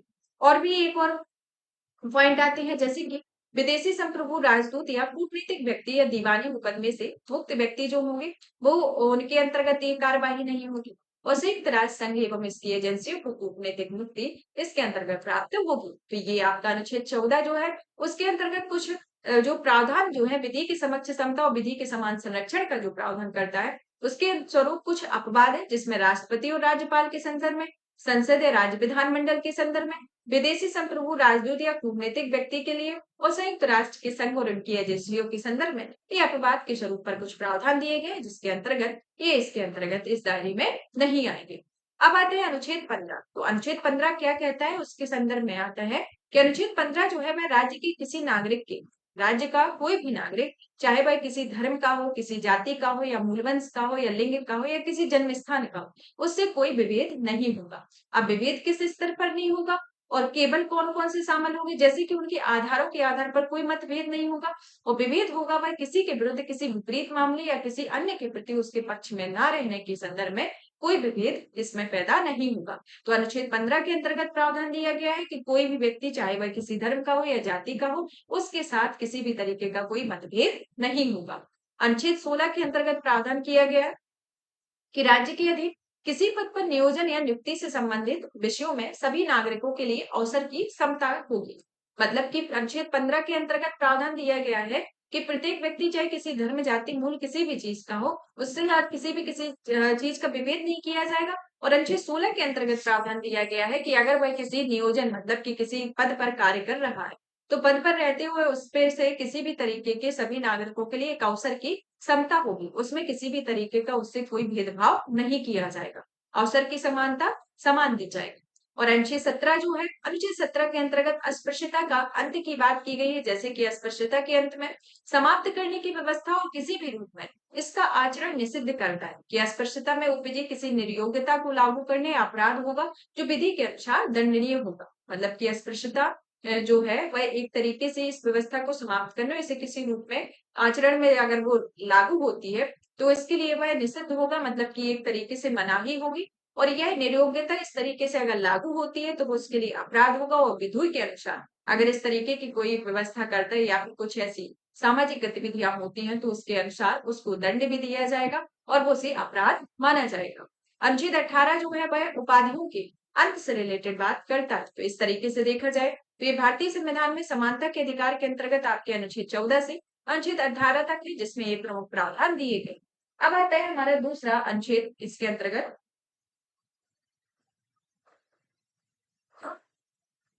नेक्स्ट आता है स्वतंत्रता के अधिकार के बारे में। स्वतंत्रता के अधिकार के बारे में आपके प्रमुख अधिकार आते हैं, जिसमें पहला आता है अनुच्छेद 19 के अंतर्गत। 19 से 22 तक आपके स्वतंत्रता के अधिकार दिए गए। स्वतंत्रता के अधिकार में पहला अनुच्छेद जो आता है 19, जो कहता है कि यह मूल अधिकारों की 7 तरह की स्वतंत्रता का उल्लेख किया गया, लेकिन अभी प्रेजेंट में दिया रखा जाए तो इसमें एक जो अनुच्छेद है मतलब कि हटा दिया गया है, जो अनुच्छेद 44वें संविधान संशोधन 1978 के अंतर्गत 19 एफ जो था, उसे संपत्ति के अधिकार को हटा दिया गया। लेकिन प्रेजेंट में देखा जाए तो ये 6 तरीके की स्वतंत्रता की बात करता है। अब कौन कौन सी स्वतंत्रता है? पहली स्वतंत्रता आती है अनुच्छेद 19 एक का जो क्लॉज है, 19 एक जो क्लॉज है वह बोलने की स्वतंत्रता देता है। 19 बी में शांतिपूर्वक बिना हथियार के एकत्रित होने और सभा करने की स्वतंत्रता देता है। 19 सी में संघ बनाने की स्वतंत्रता। 19 डी में देश के किसी भी क्षेत्र में आवागमन की स्वतंत्रता। 19 ई में किसी देश के किसी भी क्षेत्र में निवास करने या बसने की स्वतंत्रता। 19 जी में कोई भी व्यापार या जीविका चलाने की स्वतंत्रता इसके अंतर्गत आती है। और प्रेस की स्वतंत्रता का वर्णन जो है वह अनुच्छेद 19 ए में ही किया गया है। तो आपसे अलग से क्वेश्चन पूछा जाए तो प्रेस की स्वतंत्रता का वर्णन भारतीय संविधान के किस अनुच्छेद के अंतर्गत है? तो भारतीय संविधान के अनुच्छेद 19 के क्लॉज ए के अंतर्गत प्रेस की स्वतंत्रता का वर्णन किया गया है। और जो स्वतंत्रताएं हैं उसमें 19 के अंतर्गत 6 तरीके की स्वतंत्रता है, जिसमें 19 क्लॉज ए के अंतर्गत बोलने की स्वतंत्रता, 19 बी में शांतिपूर्ण बिना हथियार के एकत्रित होने और सभा करने की स्वतंत्रता, 19 सी के अंतर्गत संघ बनाने की स्वतंत्रता, 19 डी के अंतर्गत इसके किसी भी क्षेत्र में आवागमन की स्वतंत्रता, 19 ई के अंतर्गत किसी भी क्षेत्र में निवास करने और बचने की स्वतंत्रता, 19 जी के अंतर्गत कोई भी व्यापार या जीविका चलाने की स्वतंत्रता इसके अंतर्गत आती है। अब आता है अनुच्छेद 20। अनुच्छेद 20 के अंतर्गत बात की जाए तो इसमें आता है कि अपराधों के लिए दो सिद्धि के संबंध में संरक्षण का प्रावधान करता है। अब अपराध कौन कौन सी स्वतंत्रताओं के बारे में आता है, जैसे कि आपके इसके अंदर 3 तरीके की स्वतंत्रता का वर्णन है। पहली स्वतंत्रता तो आती है कि किसी भी व्यक्ति को एक ही अपराध के लिए सिर्फ एक ही बार सजा मिलेगी। दूसरा आता है कि इसमें अपराध करने से पहले कानून है, जो कानून है उसी के तहत सजा मिलेगी, ना कि पहले या बाद वाले कानून के अंतर्गत। और तीसरा आता है कि किसी भी व्यक्ति को स्वयं के विरुद्ध न्यायालय में गवाही देने के लिए बाध्य नहीं किया जा सकता है। तो अनुच्छेद 20 जो है वह दो सिद्धि के संबंध में संरक्षण के बारे में प्रावधान करता है, जिसके अंतर्गत 3 तरीके की स्वतंत्रता है।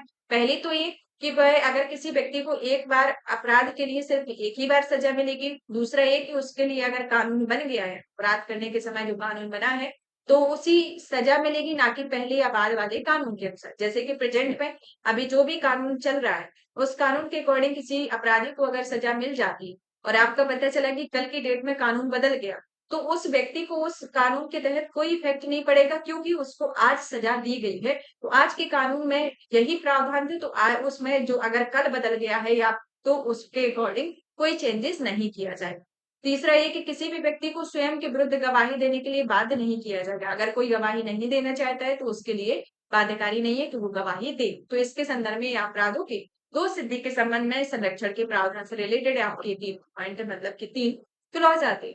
अब आते हैं अनुच्छेद 21। अनुच्छेद 21 जो है वह प्राण एवं दैहिक स्वतंत्रता के संरक्षण से संबंधित है। अनुच्छेद 21 में कहा गया है कि किसी भी व्यक्ति को विधि द्वारा स्थापित प्रक्रिया के अतिरिक्त उसके जीवन और व्यक्तिगत स्वतंत्रता के अधिकारों से वंचित नहीं किया जा सकता है। मतलब कि कोई भी व्यक्ति उसे अब उसके जैविक जीवन या व्यक्तिगत जो स्वतंत्रता है उससे वंचित नहीं किया जाता है। जैसे कि अनुच्छेद 21 में प्रत्येक सरकार का दायित्व है कि वह नागरिकों को स्वस्थ और स्वच्छ पर्यावरण उपलब्ध कराए। और भारत सरकार के द्वारा संसद के जो राष्ट्रीय हरित न्यायाधिकरण अधिनियम 2010 में पारित किया गया था, और 2010 के अंतर्गत अक्टूबर 2010 में राष्ट्रीय हरित न्यायाधिकरण की भी स्थापना की गई, जिसकी जो मुख्य पीठ है वह नई दिल्ली में, और उसकी 4 पीठें भोपाल, पुणे, कोलकाता और चेन्नई में है। और यह जो इसका मेन उद्देश्य जो है वह राष्ट्रीय हरित न्यायाधिकरण के में देश के पर्यावरण से संबंधित मामलों के लिए उत्तरदायी है। तो अनुच्छेद 21 के अंतर्गत कहा गया है कि किसी भी व्यक्ति को विधि द्वारा स्थापित प्रक्रिया में उसके अतिरिक्त जीवन और व्यक्ति स्वतंत्रता से वंचित नहीं किया जाता है, वंचित नहीं किया जाएगा। और इसके अंतर्गत अगर जो भी व्यक्ति के अधिकार है, उसके लिए जो भी अधिकार चाहिए, तो वो अनुच्छेद 21 के अंतर्गत सरकार को उनके दायित्व जो भी अधिकार रहेंगे, तो उसमें सरकार का दायित्व रहेगा कि उनको एक स्वस्थ पर्यावरण उपलब्ध कराए, स्वस्थ एनवायरमेंट दे, जिससे ये रहे कि आपकी जो हेल्थ है या फिर जो भी आपको जो एक सामाजिक जीवन में उपयोगिता है, तो ये सरकार का दायित्व बनता है। तो जो इससे रिलेटेड जो भी क्वेश्चन आते हैं कि स्वास्थ्य का अधिकार किसके अंतर्गत आता है, जीवन का अधिकार किसके अंतर्गत आता है, तो ये सब आपके अनुच्छेद 21 के अंतर्गत आते हैं। इसी अनुच्छेद के अंतर्गत एक प्रमुख जो अधिकार है जो ऐड होते हैं उनको शामिल किया गया है। और इसमें एक एग्जाम्पल भी दिया गया है कि आपका अनुच्छेद 21 के अंतर्गत जो पर्यावरण है, तो पर्यावरण के अंतर्गत जो राष्ट्रीय हरित न्यायाधिकरण है, वह सरकार की एक दायित्व के तौर पर इसको गठित किया गया, जिसके अंतर्गत ये जो पर्यावरण से संबंधित मामले हैं उनकी सुनवाई के लिए इसको किया गया है। तो इसके अंतर्गत ये आता है। अब आता है अनुच्छेद 21 का के अंतर्गत, इनके अनुच्छेद 21 का में जो है वह 86वां संविधान संशोधन अधिनियम 2002 के द्वारा इसे जोड़ा गया था, जिसमें राज्य 6 से 14 वर्ष के आयु के समस्त बच्चों को ऐसे ढंग से, जैसा कि राज्य विधि द्वारा अवधारित करे, निःशुल्क एवं अनिवार्य शिक्षा उपलब्ध कराए। अनुच्छेद 22 के बारे में, जो कि कुछ दशाओं में गिरफ्तारी और निरोध से संरक्षण होता है, कि अगर कोई व्यक्ति मनमानी ढंग से हिरासत में ले लिया हो तो उसे 3 तरीके की स्वतंत्रता प्रदान की गई। पहला तो ये कि हिरासत में लेने के कारण बताना होगा। दूसरा, 24 घंटे के अंदर यानी कि आने जाने के समय को छोड़कर उसे दंडाधिकारी के समक्ष पेश किया जाएगा। तीसरा ये कि उसे पसंद के वकील से सलाह लेने का अधिकार। तो इस तरीके से अगर किसी व्यक्ति को कुछ दशाओं में गिरफ्तार या निरोध के संदर्भ में ये प्रमुख संरक्षण दिए जाते हैं कि अगर उसे हिरासत में लिया गया है तो उसका कारण बताना होगा। 24 घंटे के अंदर उसे आने जाने के समय को छोड़कर दंडाधिकारी के समक्ष पेश किया जाएगा, और उसे पसंद के वकील से सलाह लेने का अधिकार होगा। तो इस तरीके की जो न्याय जो गिरफ्तारी होगी, मतलब कि जो भी व्यक्ति होगा उसके लिए इस तरीके की गिरफ्तारी पर 3 तरीके की स्वतंत्रताओं का प्रावधान किया गया है। अब आता है निवारक निरोध के बारे में। तो इसी के संदर्भ में निवारक निरोध के बारे में जान लेते हैं, जो कि भारतीय संविधान के अनुच्छेद 22 के खंड 3, 4 और तथा 5, 6 में तत्संबंधी प्रावधान दिए गए, जिसमें निवारक निरोध जो है वह कानून के अंतर्गत किसी व्यक्ति को अपराध के पूर्व भी गिरफ्तार किया जाता है। और निवारक निरोध का उद्देश्य जो होता है व्यक्ति के अपराध के लिए दंड देना नहीं, वरन उसे अपराध करने से रोकना होता है। और निवारक निरोध जो है वह राज्य की सुरक्षा, लोक व्यवस्था को बनाए रखने और भारत की सुरक्षा संबंधी कारणों से हो सकता है। जैसे कि जब किसी व्यक्ति को निवारक निरोध की किसी विधि के अधीन गिरफ्तार कर लिया जाता है, तब सरकार ऐसे व्यक्ति को केवल 3 महीने तक अभिरक्षा में निरुद्ध कर सकती है, और यदि गिरफ्तार व्यक्ति 3 माह से अधिक समय के लिए निरुद्ध करता है तो इसके लिए सलाहकार बोर्ड का प्रतिवेदन प्राप्त करना पड़ता है। तो इस तरीके के प्रावधान इसमें आते हैं। अब आता है शोषण के विरुद्ध अधिकार के बारे में। शोषण के विरुद्ध अधिकार के संदर्भ में आता है कि शोषण का विरुद्ध अधिकार जो है वह अनुच्छेद 23 और अनुच्छेद 24 के अंतर्गत आता है, जिसमें अनुच्छेद 23 जो कहता है कि वह मानव के दुर्व्यवहार और बलात्श्रम का निषेध करता है, जिसके द्वारा किसी व्यक्ति को खरीद बिक्री, बेगारी या इसी तरह की कोई जबरदस्ती लिया गया हुआ श्रम निषिद्ध ठहराया जाएगा, जिसका उल्लंघन विधि के अनुसार दंडनीय होगा और जरूरत पड़ने पर इसे राष्ट्रीय सेवा करने के लिए बाध्य किया जा सकता है, जो अनुच्छेद 23 के अंतर्गत है।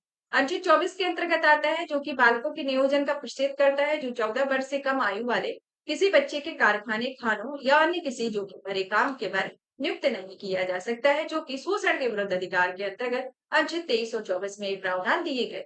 अब आता है अनुच्छेद का 25 और 26, जिसके अंतर्गत 25, 26, 27 और 28, जो कि आपकी धार्मिक स्वतंत्रता से संबंधित है, जिसमें अनुच्छेद 25 में प्रावधान किया गया है कि अंतःकरण की स्वतंत्रता और धर्म के आबाद रूप से मान्य आचरण करने और प्रचार करने की एक स्वतंत्रता दी गई है, जिसमें कोई व्यक्ति किसी भी धर्म को मान सकता है और उसका प्रचार प्रसार करता है। मतलब कि कोई भी व्यक्ति जो है वह किसी भी धर्म को मान सकता है, उसका प्रचार प्रसार कर सकता है। वह धार्मिक स्वतंत्रता के अधिकार के अंतर्गत अनुच्छेद 25 में आएगा। और 26 के अंतर्गत आता है कि धार्मिक कार्यों के प्रबंध की स्वतंत्रता का होना, कि व्यक्ति को अपने धर्म के लिए संस्थानों और की स्थापना व पोषण करने, विधि संपत्ति के अर्जन, स्वामित्व और प्रशासन का अधिकार इसके अंतर्गत आता है। अनुच्छेद 27 में प्रावधान दिया गया है कि राज्य किसी भी व्यक्ति को ऐसे कर देने या के लिए बाध्य नहीं कर सकता जिसकी आय किसी विशेष धर्म अथवा धार्मिक संप्रदाय की उन्नति या पोषण में व्यय करने के विशेष रूप से निश्चित कर दी गई हो। और अनुच्छेद 28 के अंतर्गत प्रावधान किया गया है कि राज्य विधि से पूर्णतः पोषित किसी शिक्षा संस्थान में कोई धार्मिक शिक्षा नहीं दी जाएगी और ऐसे शिक्षण संस्थान अपने विद्यार्थियों को किसी धार्मिक अनुष्ठान में भाग लेने या किसी धर्मोपदेश को बलात् सुनने हेतु बाध्य नहीं कर सकते हैं। तो अनुच्छेद 28 के अंतर्गत ये प्रावधान दिए गए। तो धार्मिक स्वतंत्रता से संबंधित अधिकार 25, 26, 27, 28 के अंतर्गत दिए गए हैं। अब आते हैं अनुच्छेद आपका 29 और 30, जिसमें संस्कृति एवं शिक्षा संबंधित अधिकार है। अनुच्छेद 29 जो है वह अल्पसंख्यक वर्गों के हितों के संरक्षण से रिलेटेड है, जिसमें कहता है अनुच्छेद 29 कि कोई भी अल्पसंख्यक चाहे जिसकी अपनी भाषा, लिपि, संस्कृति को वह सुरक्षित रख सकता हो, केवल भाषा, जाति या धर्म संस्कृति के आधार पर उसे किसी भी सरकारी शैक्षणिक संस्था में प्रवेश से नहीं रोका जाएगा। मतलब कि कोई भी अल्पसंख्यक किसी भी भाषा का हो, कोई भी लिपि जानता हो, किसी भी संस्कृति से हो, मतलब कि किसी भी तरीके से अल्पसंख्यक हो, उसे भी किसी भी शैक्षणिक संस्थान में प्रवेश के लिए नहीं रोका जाएगा। आपको बता दें कि वर्तमान में देखा जाए तो 6 समुदाय जो है वो अल्पसंख्यक का दर्जा प्राप्त है, जिसके अंतर्गत मुस्लिम, पारसी, ईसाई, सिख, बौद्ध और जैन आते हैं। इन्हें अल्पसंख्यक समुदाय के विकास को समुचित आधार प्रदान करने के लिए 2005 में तत्कालीन केंद्र सरकार ने प्रधानमंत्री का एक 15 सूत्रीय कार्यक्रम का भी शुभारंभ किया हुआ था। अब आता है अनुच्छेद 30। अनुच्छेद 30 के अंतर्गत प्रावधान दिया गया है कि शिक्षा संस्थानों की स्थापना या प्रशासन करने और अल्पसंख्यक वर्गों का अधिकार होता है, जिसमें कोई भी व्यक्ति अल्पसंख्यक वर्ग अपनी पसंद की शैक्षणिक संस्था चला सकता है और सरकार उसे अनुदान देने में किसी भी तरीके का भेदभाव नहीं करेगी। तो इस तरीके के प्रावधान आपके अनुच्छेद 29 और 30 में संस्कृति एवं शिक्षा संबंधी अधिकार के अंतर्गत दिए गए। अब आता है अनुच्छेद संवैधानिक उपचारों का अधिकार, जो कि अनुच्छेद 32 के अंतर्गत आता है, जिसमें डॉक्टर बी.आर. अम्बेडकर ने इस अनुच्छेद को संविधान की आत्मा कहा था, जिसमें अनुच्छेद 32 के अंतर्गत कहा गया है कि मौलिक अधिकारों को प्रवर्तित कराने के लिए एक समुचित कार्यवाही द्वारा उच्चतम न्यायालय में आवेदन का अधिकार प्रदान किया जाएगा। मतलब कि अगर मौलिक अधिकारों का हनन होता है तो कोई भी व्यक्ति उच्चतम न्यायालय में अपने अधिकार क्षेत्र के अंतर्गत रिट जारी कर सकता है। जैसे कि सर्वोच्च न्यायालय ने 5 तरह की रिट का उल्लेख किया, जिसमें बंधई प्रत्यक्षीकरण, परमादेश, प्रतिषेध और उत्प्रेषण एवं अधिकार प्रक्षालन। इनके इंग्लिश नाम भी याद रखेंगे, जैसे कि बंदी प्रत्यक्षीकरण, हेबियस कॉर्पस, परमादेश, मैंडेमस, प्रतिषेध लीट, प्रोहिबिशन, उत्प्रेषण, सर्टेरियो रिलीव आता है, अधिकार प्रक्षालन, क्यू बार। तो इस तरीके से ये आपके प्रमुख रिट है, जिसके अंतर्गत ये 5 तरीके की शक्तियां प्रदान की गई। सर्वोच्च न्यायालय को ये 5 तरीके की शक्तियां, जिसमें बंदी प्रत्यक्षीकरण जो आती है वह किसी व्यक्ति की प्रार्थना पर जारी किया जाता है। इससे रिलेटेड आपके क्वेश्चन आते हैं कि आपकी जो अनुच्छेद 32 के अंतर्गत डायरेक्ट नहीं पूछा जाता कि ये 32 के अंतर्गत ये रेट आती है। ज्यादातर ये पूछा जाता है कि प्रतिषेध बंदी प्रत्यक्षीकरण का क्या उद्देश्य है, परमादेश के अंतर्गत किस तरीके के प्रावधान है, प्रतिषेध तो मतलब कि 4 इस साइड बंदी प्रत्यक्षीकरण, परमादेश, प्रतिषेध और उत्प्रेषण दे दिया जाएगा और इस साइड पे आपका ऊपर नीचे करके इनका प्रावधान दे देगा। तो इसको मिलाने के लिए दे दिया जाता है। तो बंदी प्रत्यक्षीकरण जो है, जिसके अंतर्गत उस व्यक्ति को प्रार्थना पर जारी किया जाता है जो यह समझता है कि अवैध रूप से बंदी बनाया गया है, और न्यायालय बंदीकरण करने वाले अधिकारी को आदेश देता है कि बंदी बनाए गए व्यक्ति को निश्चित स्थान और निश्चित समय पर अंदर उपस्थित करे, और न्यायालय बंदी बनाए जाने का कारणों पर विचार करे। मतलब कि किसी व्यक्ति को अगर बंदी बनाया गया है या अवैध रूप से बंदी बनाया गया है, तो न्यायालय जो जिसको बंदी बनाया गया है उसके लिए आदेश देता है कि बंदी बनाए गए व्यक्ति को एक निश्चित समय होना चाहिए, एक निश्चित समय और स्थान के अंदर उपस्थित करे, और उससे न्यायालय द्वारा बंदी बनाए जाने के कारणों पर भी विचार करे कि किस कारण से इसे बंदी बनाया गया।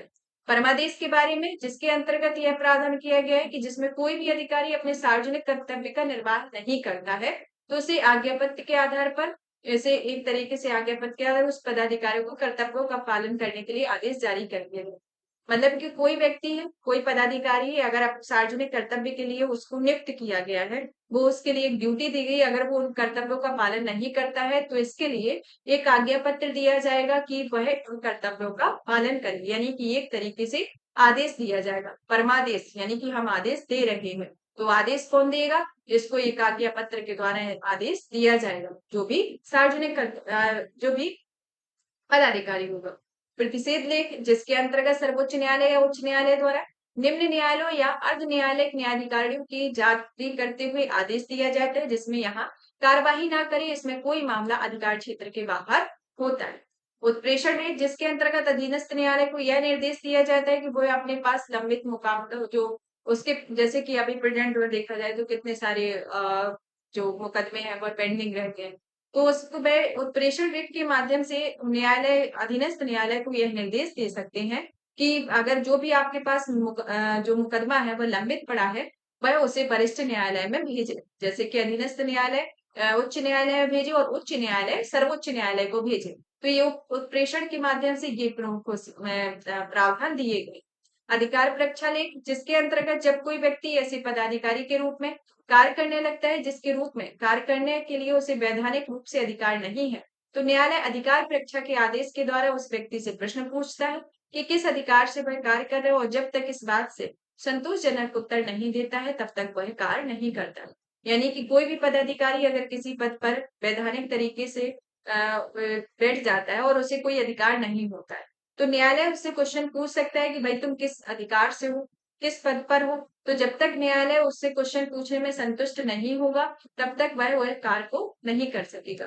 तो इस तरीके की ये 5 तरीके की रिट है, जिसके अंतर्गत उच्चतम न्यायालय को ये प्रमुख प्रावधान दिए गए हैं कि इन रिटों के हिसाब से ये शक्तियां दी गई, और ये शक्तियां किस आर्टिकल के अंतर्गत आती है? अनुच्छेद 32 के अंतर्गत, और 32 के अंतर्गत देखा जाए तो इसे भारतीय संविधान के उपचारों का अधिकार है, जो डॉक्टर बी आर अम्बेडकर के द्वारा संविधान की आत्मा इस आर्टिकल को कहा गया है। अब आते हैं हमारा नेक्स्ट टॉपिक, राज्य के नीति निर्देशक तत्वों के बारे में। राज्य के नीति निर्देशक तत्वों के संदर्भ में आता है कि भारतीय संविधान के भाग 4 के अंतर्गत, जिसे अनुच्छेद 36 से 51 तक में प्रावधान दिया गया, ये आयरलैंड के संविधान से लिया गया है, जिसमें मूल अधिकारों से भिन्न न्यायालय द्वारा यह परिवर्तनीय नहीं है, और ये बस तथा राज्य के नैतिक निर्देशक होते हैं जो कि राज्यों की मूलभूत आदर्शों को प्राप्त कर सकते हैं। जो मूल अधिकारों से भिन्न ये न्यायालय द्वारा परिवर्तनीय नहीं होते हैं, इसे राज्य की नैतिक निर्देश कहा जाता है, और राज्य जो है मूलभूत आदर्श इसमें प्राप्त करते हैं। तो ये सही तौर पर इसका अर्थ है। तो ये आपके क्वेश्चन आते हैं कि पहला तो ये आता है कि इसे भारतीय संविधान के किस भाग के अंतर्गत है, दूसरा तो आता है कि इसे किस अनुच्छेद के अंतर्गत है, तीसरा आता है कि इसे किस देश के संविधान से लिया गया, चौथा आता है कि यह परिवर्तनीय है या नहीं है, या फिर यह राज्य के किस तरीके के निर्देश है। तो ये नैतिक निर्देश है, ताकि राज्य मूलभूत आदर्शों को प्राप्त कर सके। एक तरीके से एक एथिकल फॉर्मेट दिया जाता है राज्यों को आपको इस तरीके से वर्क करना है, ये आपका क्राइटेरिया है। तो इसके संदर्भ में राज्य के नीति निर्देशक तत्व लागू होते हैं। अब आता है कि 42वें संविधान संशोधन 1976 के द्वारा इसमें कुछ प्रावधान जोड़े गए, कुछ 44वें संविधान संशोधन 1978 के द्वारा जोड़े गए, 86वें संविधान संशोधन अधिनियम 2002 के द्वारा कुछ प्रावधान जोड़े गए, और 97वें संविधान संशोधन अधिनियम 2011 के अंतर्गत इसमें कुछ प्रावधान जोड़े गए। तो 42वें संविधान संशोधन के अंतर्गत इसमें प्रावधान जोड़े गए, जिसमें अनुच्छेद 339 का, 43 का और 48 का है। आपके क्वेश्चन पूछे जाते हैं कि किस संविधान संशोधन के अंतर्गत कौन सा आर्टिकल जोड़ा गया। जैसे को आर्टिकल दे दिया कि अनुच्छेद 243 का किस अनुच्छेद मतलब कि किस संविधान संशोधन के अंतर्गत जोड़ेगा, और 4 ऑप्शन आपके इसी तरीके के देगा। तो आपको बताना होगा, तो आपको ये याद कर लेना है कि 42वें संविधान संशोधन के अंतर्गत अनुच्छेद 39 का, 43 का, 48 का। 44वें संविधान संशोधन के अंतर्गत अनुच्छेद 38 की भाषा में संशोधन किया गया। 86वें संविधान संशोधन के अंतर्गत अनुच्छेद 21 का के अधिकार को शामिल किए जाने के बाद 45 में 6 वर्ष से कम आयु के बच्चों की देखभाल शिक्षा का कर्तव्य और राज्य पर अधिरोपित किया गया। और 97वें संविधान संशोधन अधिनियम 2011 के अंतर्गत अनुच्छेद 43 खा को अंतः स्थापित किया गया है। तो ये प्रमुख प्रावधान है जो संविधान संशोधन के अंतर्गत राज्य के नीति निर्देशक सत्रों में कुछ ऐड किए गए हैं, कुछ को अंतः स्थापित किया गया है, तो इसके अंतर्गत आता है। अब आता है कि नीति निर्देशक तत्वों का जो वर्गीकरण है उसको भी 3 तरीके से, आपके इन सिद्धांतों से रिलेटेड भी क्वेश्चन आते हैं, क्योंकि डायरेक्ट क्वेश्चन आजकल कम आते हैं, आपको इधर उधर से घुमा फिरा के पूछे जाते हैं। तो आपको आपने ये नीति निर्देशक तत्व याद किए होंगे, तो आपको इस तरीके से भी देख लेना है कि समाजवादी सिद्धांत के अंतर्गत कौन कौन आते हैं, गांधीवादी सिद्धांत के अंतर्गत कौन कौन आते हैं, और उदार बौद्धिक या उदारवादी विचारधारा के अंतर्गत कौन कौन आते हैं। तो समाजवादी सिद्धांत के अंतर्गत आपका पहले नंबर तो अनुच्छेद 38 आता है। दूसरा आता है अनुच्छेद 39, जिसके अंतर्गत A B C D E F आते हैं। 39 ए होगा, 41, 42, 43, 43 और 47 है। तो ये समाजवादी सिद्धांत के अंतर्गत आते हैं। फिर आता है दूसरा, दूसरा आता है आपका गांधीवादी सिद्धांत, जिसके अंतर्गत अनुच्छेद 40, अनुच्छेद 43, 46, 47 और 48 आते हैं। और तीसरा आता है उदार बौद्धिक सिद्धांत या उदारवादी सिद्धांत, जिसमें अनुच्छेद 44, 45, 48, 48 से 49, 50 और 51 आते हैं। तो समाजवादी सिद्धांत, गांधीवादी सिद्धांत और उदारवादी सिद्धांत। समाजवादी सिद्धांत के अंतर्गत अनुच्छेद 38, 39 A B C D E F, 39 A, 41, 42, 43, 43 और 47। गांधीवादी सिद्धांत में 40, 43, 46, 47, 48। उदार बौद्धिक में 44, 45, 48, 48 से 49, 50 और 51। तो इस तरीके से ये नीति निर्देशक तत्वों के अंतर्गत एक प्रमुख सिद्धांत है, जिसके अंतर्गत एक प्रमुख आर्टिकल आती है। अब एक एक करके प्रमुख आर्टिकल को देख लेते हैं। तो जिसमें सबसे पहला आर्टिकल आता है अनुच्छेद 38। अनुच्छेद 38 जो है वह कहता है कि राज्य लोक कल्याण की अभिवृद्धि के लिए सामाजिक व्यवस्था बनाए, जिससे नागरिकों को सामाजिक, आर्थिक और राजनीतिक न्याय मिले। तो सामाजिक, आर्थिक और राजनीतिक न्याय की बात किसमें की गई? अनुच्छेद 38 के अंतर्गत की गई है। अनुच्छेद 39 के अंतर्गत आर्थिक न्याय प्राप्त करने के सिद्धांत का उल्लेख किया गया है। अब आर्थिक न्याय को प्राप्त करने का उल्लेख किया गया है, लेकिन इसके अंतर्गत 39 ए बी सी डी का भी प्रावधान दिया गया है। तो 39 ए के अंतर्गत यानी कि 39 का के अंतर्गत प्रावधान को देख लेते हैं। तो इसमें आता है 39 का, जो कहता है कि पुरुषों और स्त्री के सभी नागरिकों को जीविका के पर्याप्त साधन प्राप्त करने का अधिकार। 39 खा जो है वह समुदाय की भौतिक संपदा का स्वामित्व नियंत्रण इस प्रकार से बटा हो जो कि सामूहिक हितों की सर्वोत्तम साधन बन सके और इस खंड के अधीन उद्देश्यों की पूर्ति करने के लिए राज्य उत्पादन के राजनों का राष्ट्रीयकरण कर सकता है। 39 गा के अंतर्गत इसमें आर्थिक व्यवस्था इस प्रकार से चले जिसमें धन और उत्पादन के साधनों का सर्वसाधारण की अहित के लिए केंद्रण ना हो, यानी कि धन का समान वितरण हो। 39 घा के अंतर्गत पुरुषों एवं स्त्रियों को समान वेतन एवं समान कार्य होना। 39 इड़ा के अंतर्गत कर्मकारों को स्वास्थ्य एवं शक्ति का तथा बालकों के सुकुमार अवस्थन का दुरुपयोग न हो और आर्थिक आवश्यकताओं में विवश होकर नागरिकों के ऐसे रोजगार ना जाना पड़े जो कि आयु या शक्ति के अनुकूल हो। 39 चा में बालकों की स्वतंत्र गरिमामय वातावरण के स्वस्थ विकास के अवसर एवं सुविधाएं दी जाए और बालकों के अल्पवय व्यक्तियों को शोषण से या नैतिक या आर्थिक से परित्यक्त किया जाए। तो ये और इसे और 39 चार जो है वह 42वें संविधान संशोधन के अंतर्गत जोड़ा गया है। तो इस तरीके से देखा जाए तो ये आपके 39 का खा गा घा ड़ा चा में दिया गया। का जो है वह पुरुषों एवं स्त्री में नागरिकों की समान जीविका के साधन प्राप्त करने का अधिकार देता है। ये जो खा है वह भौतिक संपदा के स्वामित्व के नियंत्रण को बंटवारे के संदर्भ में बात करता है। गाय है जो वह धन और उत्पादन के साधन में यानी कि धन का समान वितरण के संदर्भ में। घा जो आता है पुरुषों एवं स्त्रियों में समान कार्य और समान वेतन के प्रावधान। और ड़ा जो है वह कर्मकारों के स्वास्थ्य, शक्ति तथा बालकों के कुमार अवस्थान का दुरुपयोग के संदर्भ में ना हो उसके बारे में। चा जो आता है वह बालकों की स्वतंत्रता और गरिमा व वातावरण के स्वस्थ विकास के अवसर एवं सुविधाएं देता है। और चा में जो है वह 42वें संविधान संशोधन के अंतर्गत भी इसे जोड़ा गया। अब आता है हमारा अनुच्छेद 40 जो कि ग्राम पंचायतों के गठन के संदर्भ में। अनुच्छेद 41 जो है वह कुछ दशाओं में काम, शिक्षा और लोक सहायता के पाने के अधिकार के बारे में प्रावधान करता है। इसमें देखा जाए तो 15 अगस्त 1995 को आया, एक प्रभाव में आया और राष्ट्रीय सामाजिक कार्यक्रम जो कि भारतीय संविधान के अनुच्छेद 41 के प्रावधानों की पूर्ति करता है, जिसको उद्देश्य थे सामाजिक सहायता में 5 योजनाएं, जैसे कि राष्ट्रीय इंदिरा गांधी राष्ट्रीय वृद्धावस्था पेंशन योजना, इंदिरा गांधी राष्ट्रीय विधवा पेंशन योजना, इंदिरा गांधी राष्ट्रीय विकलांगता पेंशन योजना, राष्ट्रीय परिवार लाभ योजना, अन्नपूर्णा योजना। तो ये प्रमुख योजनाओं के प्रावधान इसके अंतर्गत दिए गए। अनुच्छेद 42 जो है वह काम की न्याय संगत और मानवोचित दशाओं की प्रसूति सहायता का प्रबंध करता है। अनुच्छेद 43 जो है कर्मकारों की निर्वाचन मजदूरी और कुटीर उद्योगों को प्रोत्साहन देता है। अनुच्छेद 44 नागरिकों के लिए एक समान सिविल संहिता देता है। 46 जो है वह अनुसूचित जातियों, अनुसूचित जनजातियों, अन्य दुर्बल वर्गों की शिक्षा एवं अर्थ संबंधी हितों की अभिव्यक्ति करता है। 47 में पोषाहार स्तर, जीवन स्तर को ऊंचा करने और लोक स्वास्थ्य के सुधार के राज्य का कर्तव्य।